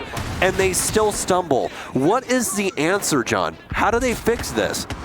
Honestly, it seems like they're getting a great amount of, like you said, they're getting a great amount of control, but they're just never utilizing it. I don't know why they keep hesitating. I don't know if it's the fact that they have extra time and they're just trying to use it to get extra drone work done and be fully confident in their push, so they have all the intel they need, or some other reason. But if they just, you know, commit on some of these positions that they have great control of relatively early on in the round, I feel like they don't even necessarily need the drone intel. They can just slowly leverage control over time, but they're just being so passive, and that's giving so much more room to Na'Vi, and specifically players like Pi, to make plays like he was able to do. For instance, they had office control at one point in that round. However, they completely back up into the main hall to regroup the remaining 2 players and try to push beepers. That's what allowed for Pi to move back out behind the desk, continue to aggress, and eventually get the first of his 2 kills with the Nitro Cell. Great utility usage by him there as well, and I'm going to assume because of the info that you saw him recognize looking through walls and such, just overall amazing setup for Na'Vi to allow that to happen. It's all about info, folks. You don't want to peek with no info. It's a very scary thing when you just swing a door and you don't know exactly what you're shooting at. So, great setup from Na'Vi, and overall a great play from Pi in that 1v3. Rogue now, though, only half of the round remaining in round 3. Haven't done too much. They've got their map pressure as per regular. But again, as we've been able to see thus far, haven't done too much with it. They have a good hot mark on Citizen as he fires through the fountain wall. They've reinforced the right-hand side so that you can shoot to the single panel that's close to the beeper's door. Killing the drone now that's currently in front of him. Finally gets onto that. Aces picks up the first kill for Rogue on the round as he's working his way through a workshop. Gets a default cam inside of the lobby area next to ventilation. Fires open the front door, punches the stock window for good measure as he rotates outside. The rest of Rogue, though, upstairs, working their angles. And again, this is a troublesome thing. They are attacking customs, rise bottom square, so you can see that they're going for kind of a pinch maneuver here between Aces as well as Rise. Citizen gets his first kill, rips to trade out with Pi, though, to keep it on equal footing. A little bit of drone work done against the Mozzie holding on the inside of CCTV. Save's position has now been called out, so he is going to rotate a little bit closer to the hatch in the event that he needs to ditch away. Keep in mind, this is a very important room to make sure that the defenders hold on to for as long as possible. And the good news is they've already delayed it pretty far into the round. Saves a bit of a dodgy fight, though. Not able to get the damage he wants at first, but eventually does move in to find the headshot on Rips, which wasn't even the player he was really contesting. Just gets a headshot off against someone who's in the back of the room. The only way that you win this fight is with delay, and Na'Vi is pushing it to the absolute brink. 7 seconds remain. A pre-fire from Saves. Hicks gets one. It's down to the clutch once again, but not this time, says Hicks. With the master key, pops the wall and puts another buckshot through the last remaining member of Na'Vi for good measure. No, he actually switched back to the C8. Oh, did he actually get it with Yeah, the C8? he switched back to the C8 at the very last second there. So Rogue gets her first pick, or first round, excuse me, on offense, and that's what they need to set pace here. But as you guys could see, they're still really struggling with this, with getting this execute out of that 10-second zone. They need to go earlier when they have all of the map pressure and the body count. They continue to let it go down to Na'Vi in these clutch situations with these 1v2s with somebody sticking on diffuser. That's technically a 1v1 at that point. You kill one guy, the guy either has to hop off diffuser with a very minimal time left or stick the plant and hope you don't find it. Now, to be fair, that time it did take Rogue a much larger amount of time to actually get the control needed for the execute, most notably by getting saves out of his position inside of CCTV. So actually was reasoning as to why it took them so much longer to attack and why they ended up at such a close shave once again. But still, it's not comfortable. It's not what they want to have happen. So hopefully they're able to get that control, mainly for CCTV, a little bit quicker the next time that site is attempted, if, of course, it is attempted for another time here. Bomb located by attackers. We see a pretty standard setup once again coming out from Na'Vi here. No surprises as far as the defense is concerned, as they have completed their site triangle with a loss on that last site and have started to unlock the other 2 that they actually won for themselves. So it's back downstairs into vent and workshops. Definitely not going to want to try customs again unless they're forced into it. Yeah, well, the thing that we've been able to notice from Na'Vi so far is that they've just been playing very close to site. We've had a few outliers that have gotten super aggro, but otherwise they just rotate back to site and just allow Rogue to waste as much time as possible. And really the only way that Rogue has been able to get these first bloods is by Na'Vi rotating away from the areas that they're currently holding. We haven't seen a crazy amount of strategy coming out for these executes from Rogue just yet inside of utility usage thus far. They've really only gotten soft destruction as long as with their 2 supports of the Thatcher and the Hibana. Otherwise, you're looking at just soft destructors all the way around. We haven't seen the Doke, we haven't seen the Lion, we haven't seen any of that here for Border. Could possibly be an answer if they're looking to try and fix that. It's continuing to strategically buck out the 90 angle along with a few other positions inside of CCTV to give them the positions they need to successfully, well, first of all, hold control here and hopefully catch any mistakes that Na'Vi would make in trying to progress on the Rogue setup right now. They haven't realized that these walls have been popped open. Nice little drone position here. Unfortunately, not enough intel going to be coming from that on Ace's POV. There is another drone that's trying to do work a little bit closer to site, though, and find out positions of who is actually holding on the inside of Workshop. Got that set up for flank watch there on the fan as they're trying to get the single panel open at the back of Workshop from the teller's window. That'll be Corey, but Aces eventually gets the first kill of the round. Quickly traded back, though, by Nello onto Rip, so still staying on equal footing for the time being. Hicks still working angles from box inside of the CCTV area, but again, Rogue falling into these ruts yet again. So much time being wasted by Na'Vi. Citizen has rotated his way on over to Customs as well. Kendrew and Nello still upstairs with only a minute remaining. Nello dances with death on the Archives door. Citizen's is going to bide his time inside of Break Room. Quick transfer back and forth. Pi getting aggro towards the wall as Corey and Nello, or excuse me, Pi pre-fire each other back and forth between the soft destruction. Gonna set up a goo mine on the door for good measure, but it's a good move. And Corey not paying attention, and neither is Rise. But Ace is eventually refragging as he hops in from the AC window as he goes for a triple kill on the round, finally getting them back to equal footing, down to the 2v2. Walk right up. It does seem as though Hicks was able to catch it, but couldn't react in time, couldn't have the aim in the right position. Ace is now alone. He's not going to waste any time. Jumps right down the Workshop hatch in his sight, but it doesn't work out. Kendra clips him off, and Na'Vi shut down another round for themselves here on defense. This is another case to put inside of the Rogue column of, hey, we got map control and we really didn't do too much with it. If you'll note, though, it's taking them longer and longer to get that map control. If we go back to Coastline, they were getting it with a good 40, 50 seconds left sometimes and still had plenty of time to set up for, obviously still a quick one, but a good execute at the end of the day. Now they're getting control with only 20, maybe 25 seconds on the clock and having to rush the execute, meaning that there's not much hope for them to win it in the first place. I think that the main issue is now is that they're not even trying to contest the off-site setups. Like, for instance, Navi's holding upstairs. You have to on vents, right? Yeah.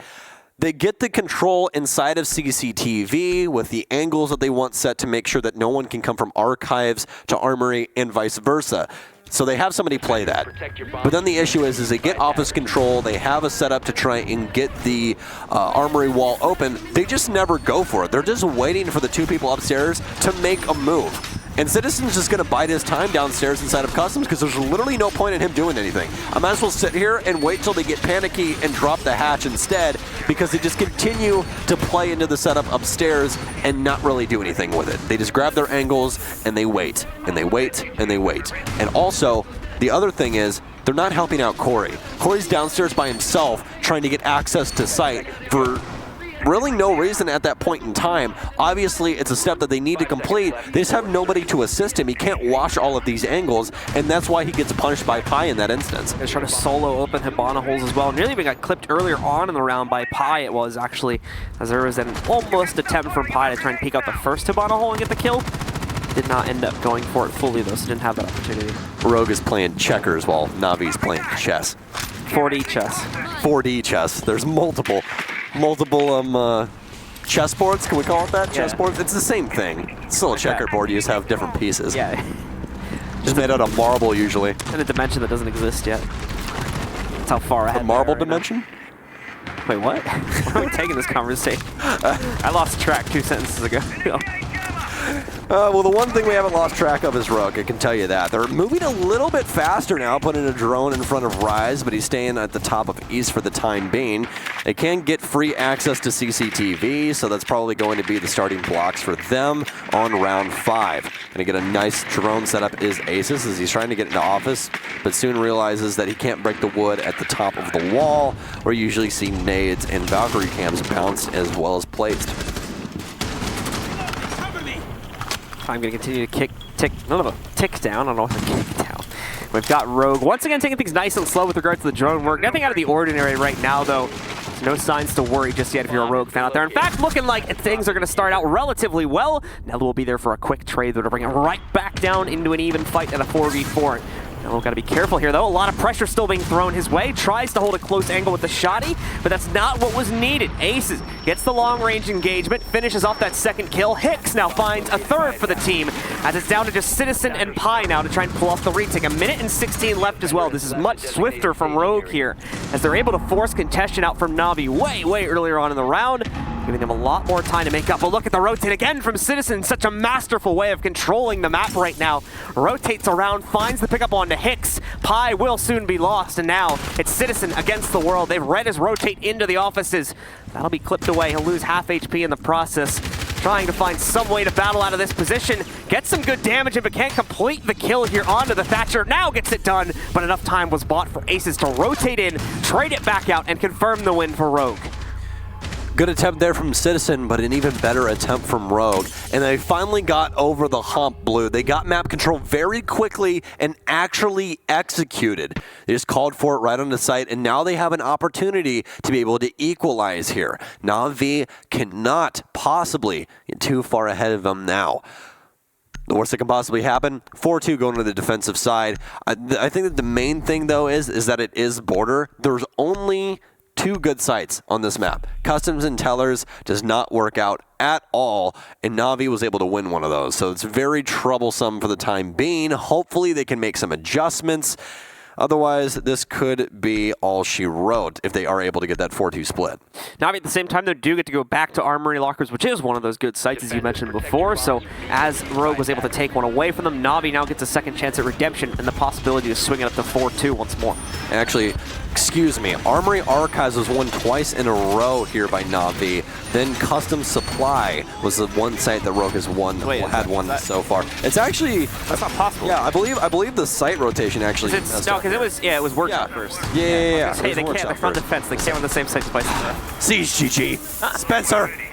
Spencer, fix your notes. They won workshop, then Armory, then they lost customs, I think. Yeah, I know. That was the way it was going in my head, but then I looked at this and I was like, wait a minute, that doesn't make any sense. It's all good. They're always trying to trip me up. Spencer's trying to throw curveballs at me. It's happened. I'm actually surprised I remembered it, to be honest. Usually I forget the sites pretty quickly, too. Yeah, usually I take notes on it. I was like, hey, and we have it automatic this time, but they're trolling me. I'm being trolled. I'm being bamboozled. Rogue, though, overall looking a lot better on their offense now. Hopefully they can equalize this just to make the map a little bit easier overall, just because of what we just notated. There's only 2 actual good sites on border. Also a very small map that Na'Vi obviously likes to attack very, very aggressively. You already saw what they were able to do on Coastline. Borders similar in build as well, with how small it is and how quickly you can rotate. It's just obviously set up in a different fashion. So the swing and a miss on the drone toss there. Those bounces get the best of it. And again. Rips is so I love how, dude, I love his, all right, I'm not even going to try it again. It's like, I've already wasted like half of it. Let's just forget about that. Never waste 30 seconds. Hopefully, and then he's probably thinking, hopefully no one saw that. Little does he know, we saw every moment of it. I'm sorry, Fred. It happens to the best of us. That's how I remember that pro players are also human. Yeah. Is that terrible stuff happens to them. It always happens when I'm trying to throw it like onto a window and it just keeps ricocheting off. Makes me just want to cry and just alt F4 the game.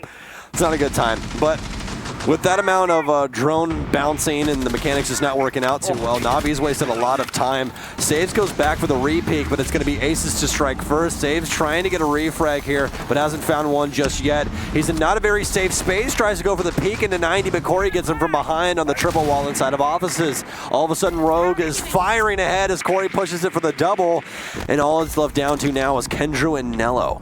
Navi getting a little bit over-aggressive, in my opinion, with the way that they're swinging out here, especially that kill that we caught on camera right there. Nello is going to be able to trade one back, but it's a small gesture, only bringing it down to a 2v4 at this point in the round. Kendra, though, with a nice defining kill here, as he's able to pick up the next one to eliminate Rise. He does have a drone on him. It's slightly to the right of that bomb chassis. He hasn't been able to eliminate it just yet.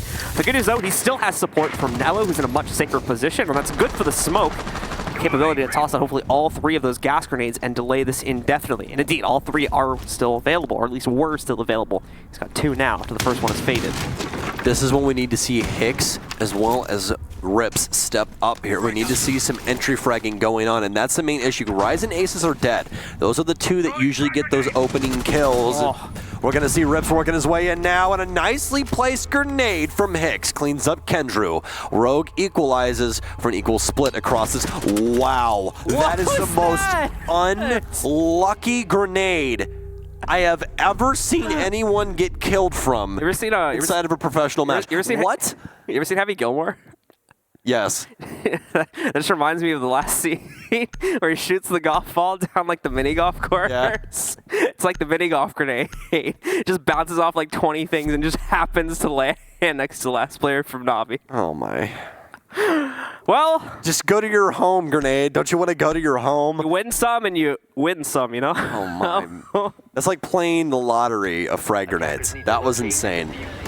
That went off the pillar on metal stairs, bounced off of that, hit the scaffolding that sits in that stairwell, hit the rail, and then rolled off the rail to kill Bandit inside of Blue Hallway. That is what? Completely intentional. Completely intentional. This is why I love the Six Invitational. We get the craziest stuff to happen. That would have still been winnable as well. That's the thing. Like, they still had to go for plant. They still had to get some more people onto site. They only had control of Archives. He would have had safe passage up metal stairs unless he got contested later on. But wow, what a grenade. Beautiful stuff. It's going to define the round there as Rogue takes control of one more at the end of it, tying us up at 3-3. Sending Navi further behind in this matchup here now. It's going to tie us up. Going to have Pi lead the charge here as he goes towards East Stairs. Just taking care of the default cam though and opening up the doorway a little bit. No aggression really going to be thrown out early on from Rogue this time here. Rogue will be cautious, I think, with a bit more of aggression that they'll throw out, just considering what has happened on the previous map so far. Saves in the meanwhile, also checking that main door, but things are going to be pretty quiet at the start of this map. Like I said before, not too much being thrown out by Rogue. To be fair, Navi did the same thing. Kept their presence and roaming any aggression that they would throw out that is much closer to the site itself, much closer to those default angles. Okay, well, Pi currently on East. Rest of the Navi squad in control of CCTV with 2 minutes remaining, so making very good time. Looks like they want to go for a northern balcony here. Take. It's always weird looking at the compass when they are upside down. There we go, western balcony. I knew something was wrong when I said that. Western balcony. Suppressor, actually, for Citizen on the CP41. They do have a Finca, which is something they were bringing a decent amount when it came down to Coastline. So Navi bringing some freshly made strats out of the book. It's something that, once again, we saw a lot from Xavier on Consulate in the APAC region during the SI qualifier. So more than likely, a lot of teams saw that and were like, hey, we might be able to mimic the same thing, but it's not even going to be a gun that gets the first kill. It's Pi with a Claymore that's going to take down Aces. It's a very big pick. Trying to burn ADSs here, but Kendra not timing it well enough for a grenade, but it's not going to be a Goyo shield, but it does still do, yeah, a lot of damage onto Rips, as you said. Gonna bring him down low, move in here, try to take out that Evil Eye, but it looks like the nades missed. Did not end up going onto the Evil Eye itself, so it's gonna stay up and alive. A lot of intel and the possibility, of course, for plant denial as well. That very rarely goes off as successfully as you might expect. Either way, with the damage done to Rips, he's pretty much got no choice but to sit on that camera for the time being anyway. So he's going to get quite a bit of intel. Starts to reaggress, though. Definitely got what he needs to try and sit on the corner here. More nades going to work their way back in. Diffuser getting shuffled around a little bit there as they're getting ready to push forward. Rogue also having still a bit of presence downstairs from Rise. It's now going to be rotated back up. He could catch Citizen off. Rips finally tries to reaggress at the western wall, but just gets picked off by Pi. Oh no. Hicks expends 2 smokes. That means that they're going to have time at the end of the round. Oh no, they each denied 2 seconds. I don't know why he burnt 2 and he burst the third early. Oh my, a swing into the mini from Sandwich by Kendra with the SMG-11. It's only up to Rise now. He's on to a double for the round. Kendra cleans up Hicks with the sledgehammer, but now we're into post-plan in a 1 versus 3. This is not how things were supposed to go. Rise with a triple now. He has to ace out. What a pre-fire. Does he know where the last is though? Rotates towards Metal, and that's exactly where Nello is to shut him down. A nice quad by Rise, but it means absolutely nothing to the scoreline. Navi just gonna barely hold on in that situation there. Great attempt, of course, for the last man standing from Rogue to pull off the clutch, rotate it back into the site just when he was needed, and nearly gets the ace, but not gonna happen this time. It's a successful attack pulled off by our friends on Navi. And now Rogue must shift sights, even though they're not forced to just yet. They are gonna head downstairs, not feeling confident in a reattempt of the second floor site. That round should never have been Navi's. That's the issue. They had free access into the armory wall when they had a smoke inside of Mini, and they also had Maestro that just swung extremely randomly towards the wall. And the thing is that he can do that because of how Navi adjusted outside. You saw one of the members of Navi hop off of the western balcony when he was supposed to be holding the area for half wall. So Maestro had a free swing there. He just didn't, I guess, take the gunfight properly and just got ripped. Which should have never have happened because Navi didn't even have the proper angle to take the gunfight in the first place. It should have just been a quick smoke off, a swing to kill the guy while the smoke is obviously having its effects through the wall. You get the kill on the man with the diffuser, and now you have the diffuser down on the door. But everything just fell apart for Rogue. They should have had like pretty good intel too, considering remember that Evil Eye that attempted to get taken out by Pi, but I think he missed his charges, so even had that going for him. He should have had a pretty good idea as to where to pre-aim at, but this didn't end up happening. Now it gets clipped off there along with a few other players. The take goes off without a hitch, and we see the near clutch coming in, of course, from, I believe it was Rise at that point, but doesn't end up going through. So Rogue, once again, dropped the round, giving the lead over to Navi, putting them just 3 more rounds away from eliminating Rogue, pushing Navi 1 match further towards the playoff stage here. Only 1 more away where they had to face off against the losers of the upper match. That'll happen tomorrow. Some good drones early on here from Navi. Only 30 seconds expended. First round going their way in kind of a weird fashion here. Oh my God, Citizen's gonna actually prone through detention wall or jail, depending. Pulse is right around the corner, though. Yeah, he is indeed. That cardiac sensor could do something, but it doesn't even look like the Rise is on it. He's definitely on it, but he's losing his head now. Didn't even know that he was in. Apparently didn't hear the X-Kairos go off on the wall on the prone level so that Citizen could get in. Now they have complete control of Customs. This is a great move from Navi. Rest of the squad has rotated back towards site, though. Still maintain top pressure for Rogue. They still have 2 remaining members. The issue is now, though, since Rise is dead, they don't have that cardiac sensor. They can't get nearly as much info as they could before. Definitely a bit of a misread of the situation from Rise, focusing the scanning on that front door, but instead ends up just getting rushed in on by Citizen. Makes that great opening kill. Trying to see if he can leverage anything more into his favor. He is playing with death a little bit here. The further he drifts closer to the site. As far as I can tell, he doesn't have a great support system set up as well. He's kind of pretty much on his own here right now. We'll have to be very careful about the way he proceeds.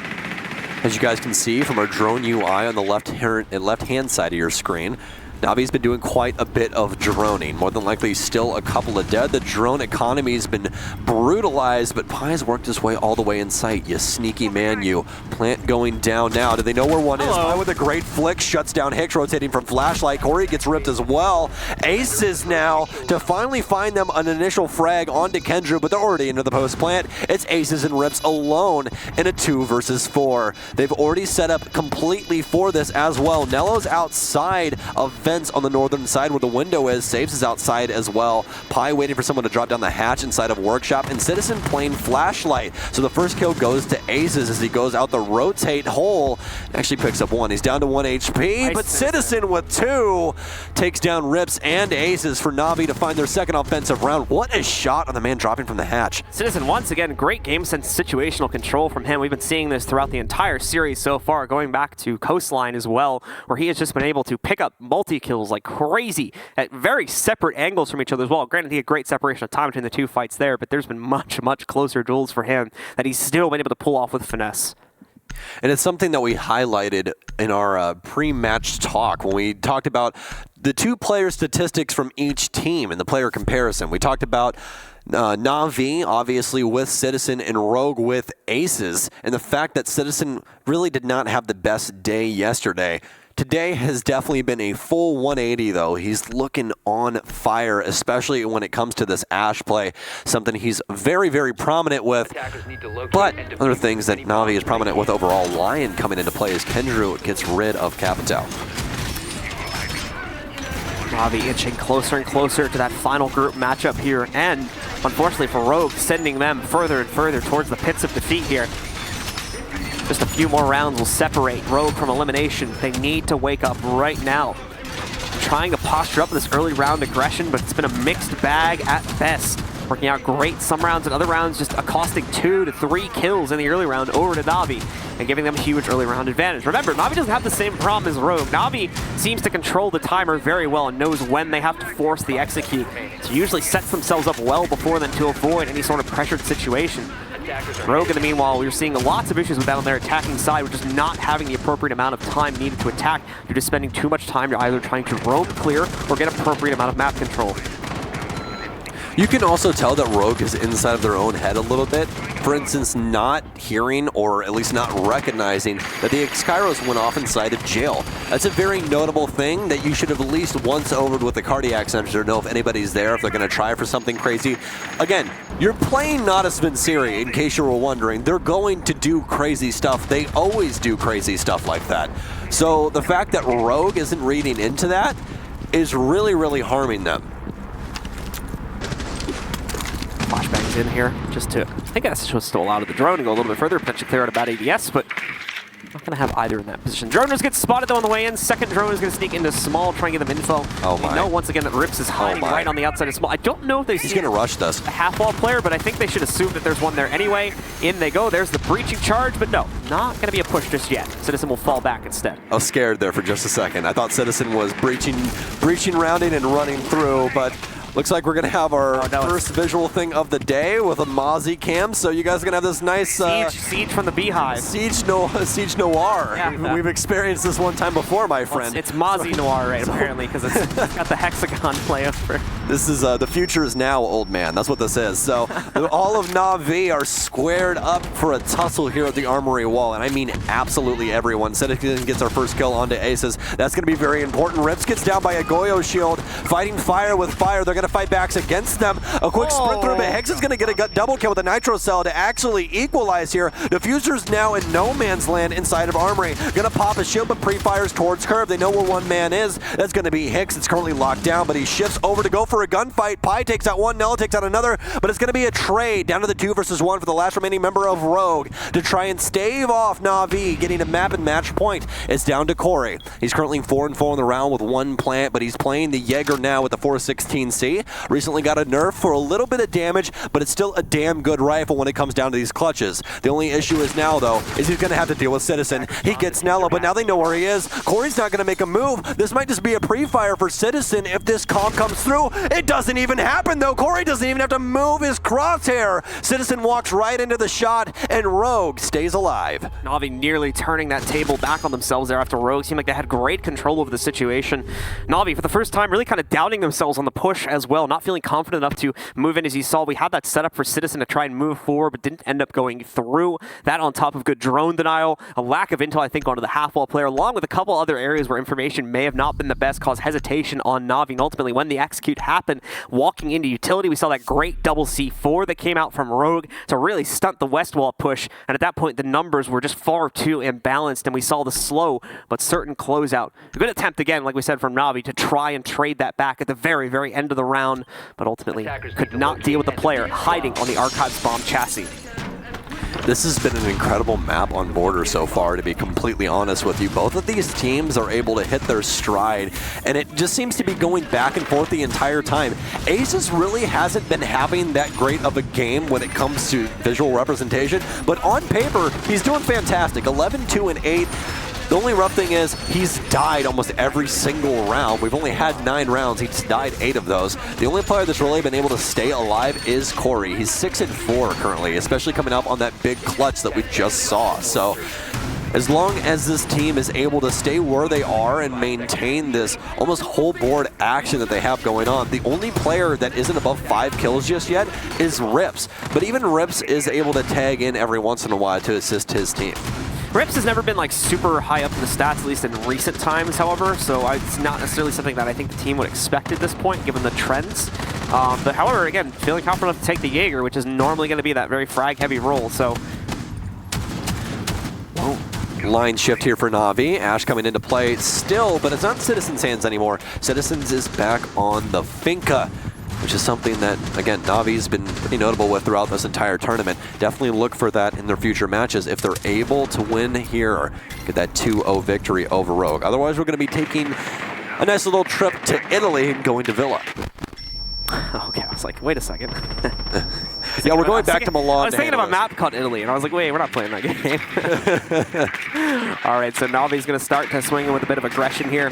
We got players taking control of the east balcony. They'll spend a bit of time, Saves will anyway, just popping open this castle barricade. It's going to need another minute or so to pop that. And also, what's the point of making sure that his teammate is not on repel? Gotta hit it. There you go. In case there is a naughty little rogue player waiting on the other side of that. I don't think they'll have to worry about that. Silhouettes look like they're pretty far away. You never know. This is the one thing that Na'Vi does very, very well. They'll go for a one-front attack and then just have somebody off somewhere else to go for a late flank when everyone else is distracted. Citizen with some good intel here. Knows that he's going to get aggressive. Played that gunfight so well, working his angles. He knew that player was behind the half wall directly in front of him too, so you could see he had his aim trained just in case that player tried to swing after he took engagement on the first player. Great stuff. Ultimately though, we're still going to see saves go down first, but at the same time, Nello is going to find one pickup from his Claymore as a player attempts to run out. Rogue still in control though. They find a C4 kill from down below. Doing a great job right now of denying even the smallest amount of control for Na'Vi. It is worth saying that this is a Teller's defense, and Rogue is well an advantage on man count. Citizen trying to fight it back though as he kills aces, so Rise and aces both off the board. It's going to be up to those flex and support players to try and assist here as the two mainstay fraggers are both dead. Diffuser currently down outside on the eastern balcony. Citizen and Nello still alive for Na'Vi. Nello upstairs. Only one man to beat in order to get control of that diffuser. Citizen still waiting outside of the Teller's windows as well, so they're split. Adrenal Surge goes in, but I don't think Citizen's going to get too aggro until Nello picks up the diffuser, and that's exactly what's going to happen. He hops into the window, off of some smoke, knows where one is, picks up Corey, is going to knock him down to the double. They have control of Teller's now, but he's got plenty of ammunition inside of this LMG. Still has one Adrenal Surge as well, but does not get the equal trade as he gets a little bit too aggro here. Only 7 seconds. Is he going to go for the stick? They hear him planting. Somebody's got to get aggressive here. Rips finally steps up to the plate. Rogue picks up another defensive round here and ties us up. These rounds really subverting your expectations, as there's just been so many times where it looks like either team has control over it, then it flips on its head, almost flips back again. Really, really close calls. Really good work from both teams to try and turn these rounds back, not giving up until they really don't have a choice in the matter ultimately, and trying to fight to the very bitter end because, well, unfortunately for at least one of these teams, the bitter end may not be that far away. Tactical timeout going to be called from Na'Vi as issues are starting to show. They're finally not getting as much control as they have been in some of these previous rounds. Rogue's doing a much better job at their active defense and trying to deny control, especially in that last round of areas like Office. So they need to figure out how to get past this new obstacle.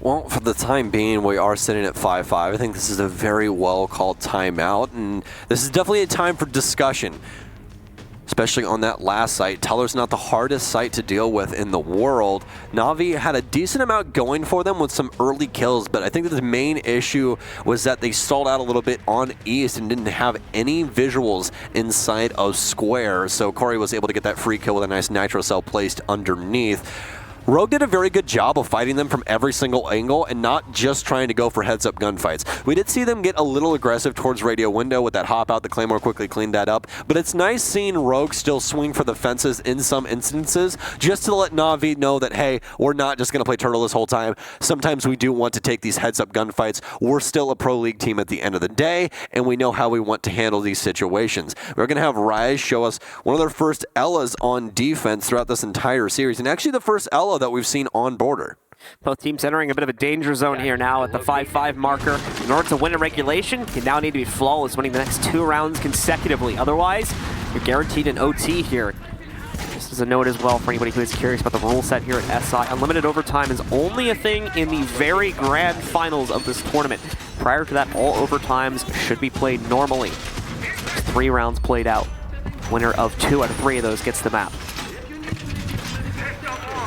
All right, Gucci Blue, well, we could go into OT here. It's pretty dang close. If either of these teams are able to trade back and forth, obviously on rounds, we will hit that OT, but we can still win inside a regulation. One of these teams is going to have to link 2 in a row, and the most recent team to do so was Rogue. But as we see the trend here, my friend, we see Na'Vi picked up the first 2, Rogue traded then with them. Na'Vi picked up the one after that for round 4, and then this is where things get dangerous. Na'Vi picked up 2 rounds, or excuse me, Rogue picked up 2 rounds, Na'Vi picked up 2 rounds, then Rogue picked up 2 rounds again. So if we're following trends, we're following the stock market, then obviously Na'Vi is going to take the 7-5. Stonks. Positive stonks. It's close enough, right? We'll see how true that holds, though. Na'Vi, of course, just coming off a pause. We would hope that there's a bit of renewed vigor here for the team and possibly a new style to bring to the table.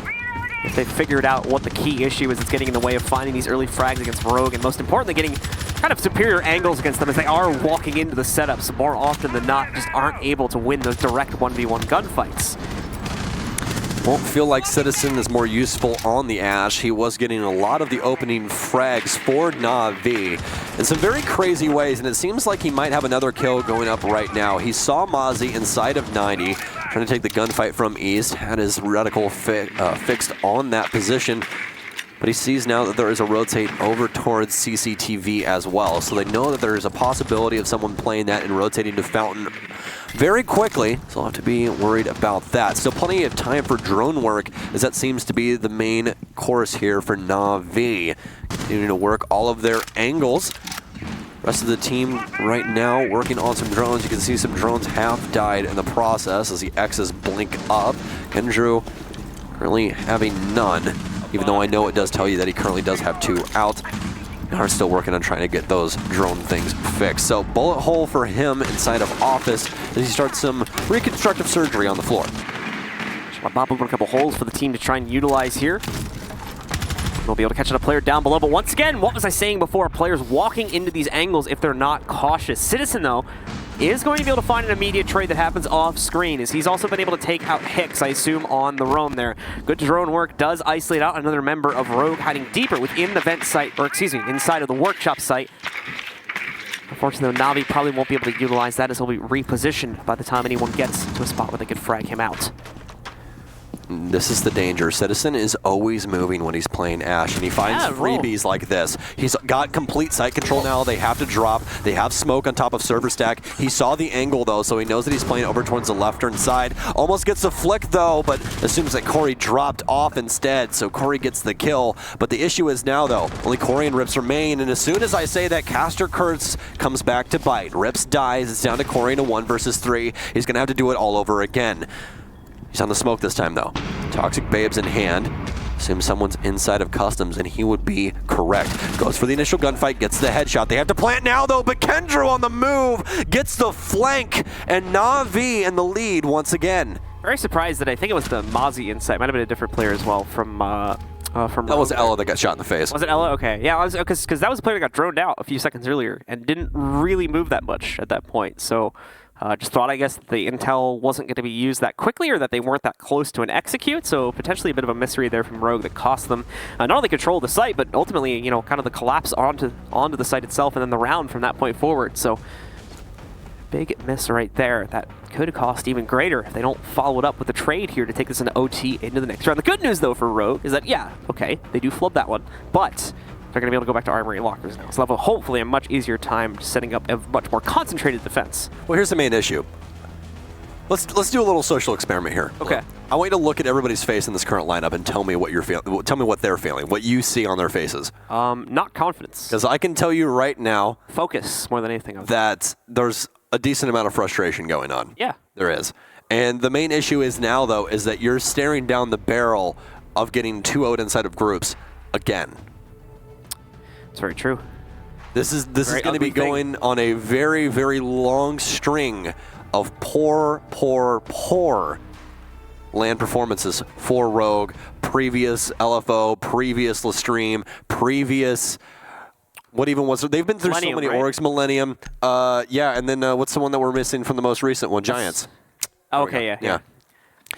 I love how we remember all of the old ones, but we don't remember the most recent one. The one that's still technically here. Yeah, the one that is obviously picked up Aerowolf most recently. All right, guys, well, here we go. This could very well be the last round that Rogue see at this SI this year. They need to bring it back and send this to OT. Otherwise, they're going home as the first team to be eliminated from the event. At this point, I almost feel bad, honestly. Like, it's such a hard thing to watch because every single time you see them online, they look so damn good, Blue. Again, Rogue is the top EU team right now in Pro League. They have the most points. It isn't a tie, it isn't anything. And they do this consistently every single season. And then every time they get to LAN, they choke. What did Liquid say last night in their pre-match interview? It's not the same on LAN. It's not the same on LAN. Different game on LAN. I've told so many people that. You have to take online results with a huge grain of salt, in my opinion, in this game. I have been, all because of this team.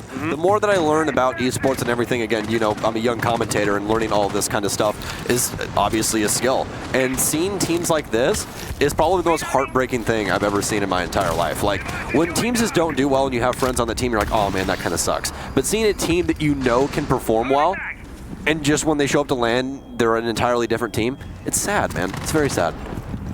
All right, well, let's see. Hopefully Rogue are able to bring themselves back from the brink.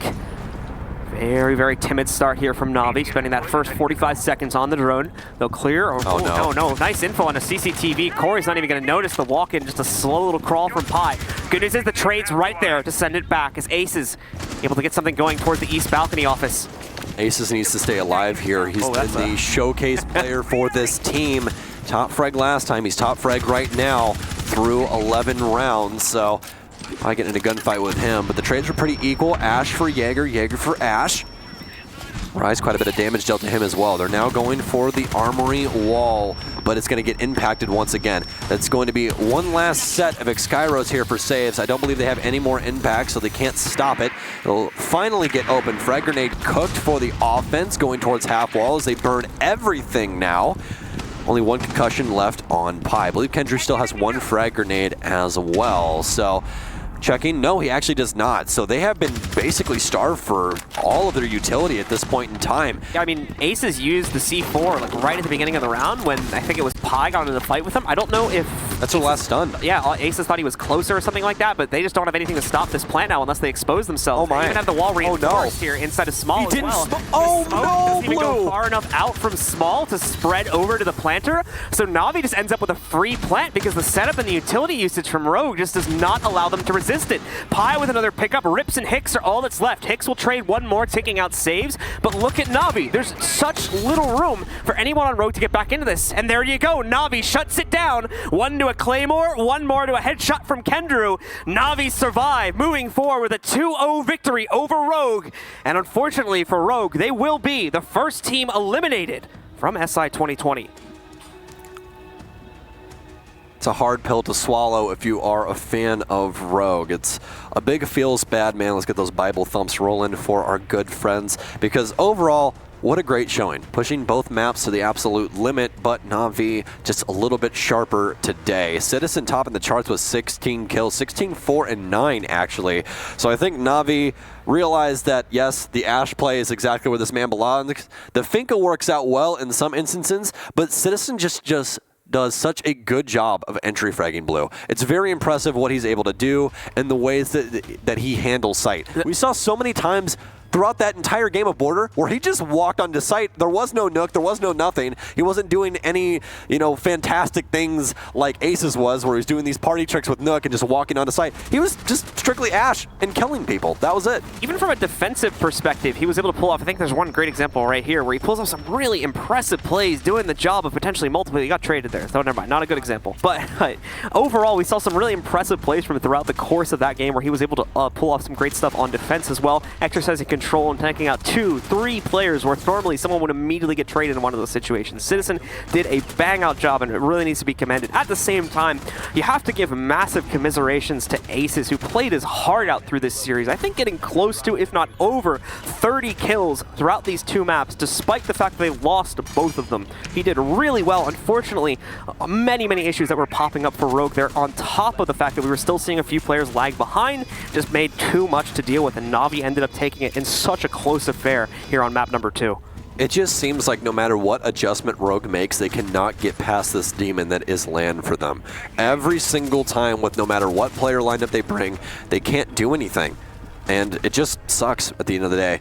I really don't know what the future holds for them or what the future holds for this roster, but it definitely does feel like either they need to just spend more time while they're here trying to practice and get up to snuff on land, or they need to make an adjustment, because for right now, this is not working, and they need to find a way to get these victories at land, because I'm sorry, unless you are winning lands, you're really not a good team.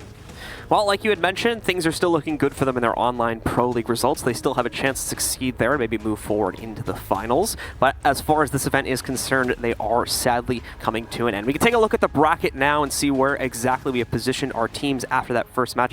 Our winners match is actually still going on the Alpha stream, which we'll actually be throwing to that in just a second here, folks. So you don't have to go anywhere. They are currently 1-1 going on to a third map. But as you just saw, Natus Vincere takes down Rogue, eliminating them from the tournament and pushing Na'Vi on to the decider match. And in the meanwhile, they will now await the loser of the match going on our Alpha stream to play them tomorrow.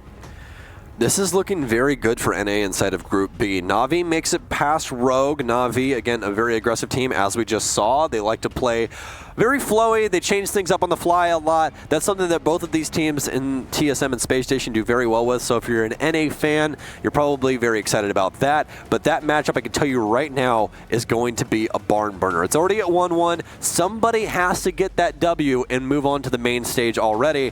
You guys will be seeing that in just a minute. But just to wrap up Rogue versus Na'Vi with a nice bow, Na'Vi came to play today. Rogue didn't. Yeah. Rogue did not. All right, guys, well, that's going to do it for us. For now, we're on a fixed schedule, so we'll be coming back at 1 p.m. local time. That's Eastern North American time. But for now, we are going to throw it over to our Alpha stream to watch the rest of that North American Derby game that's currently going on right now.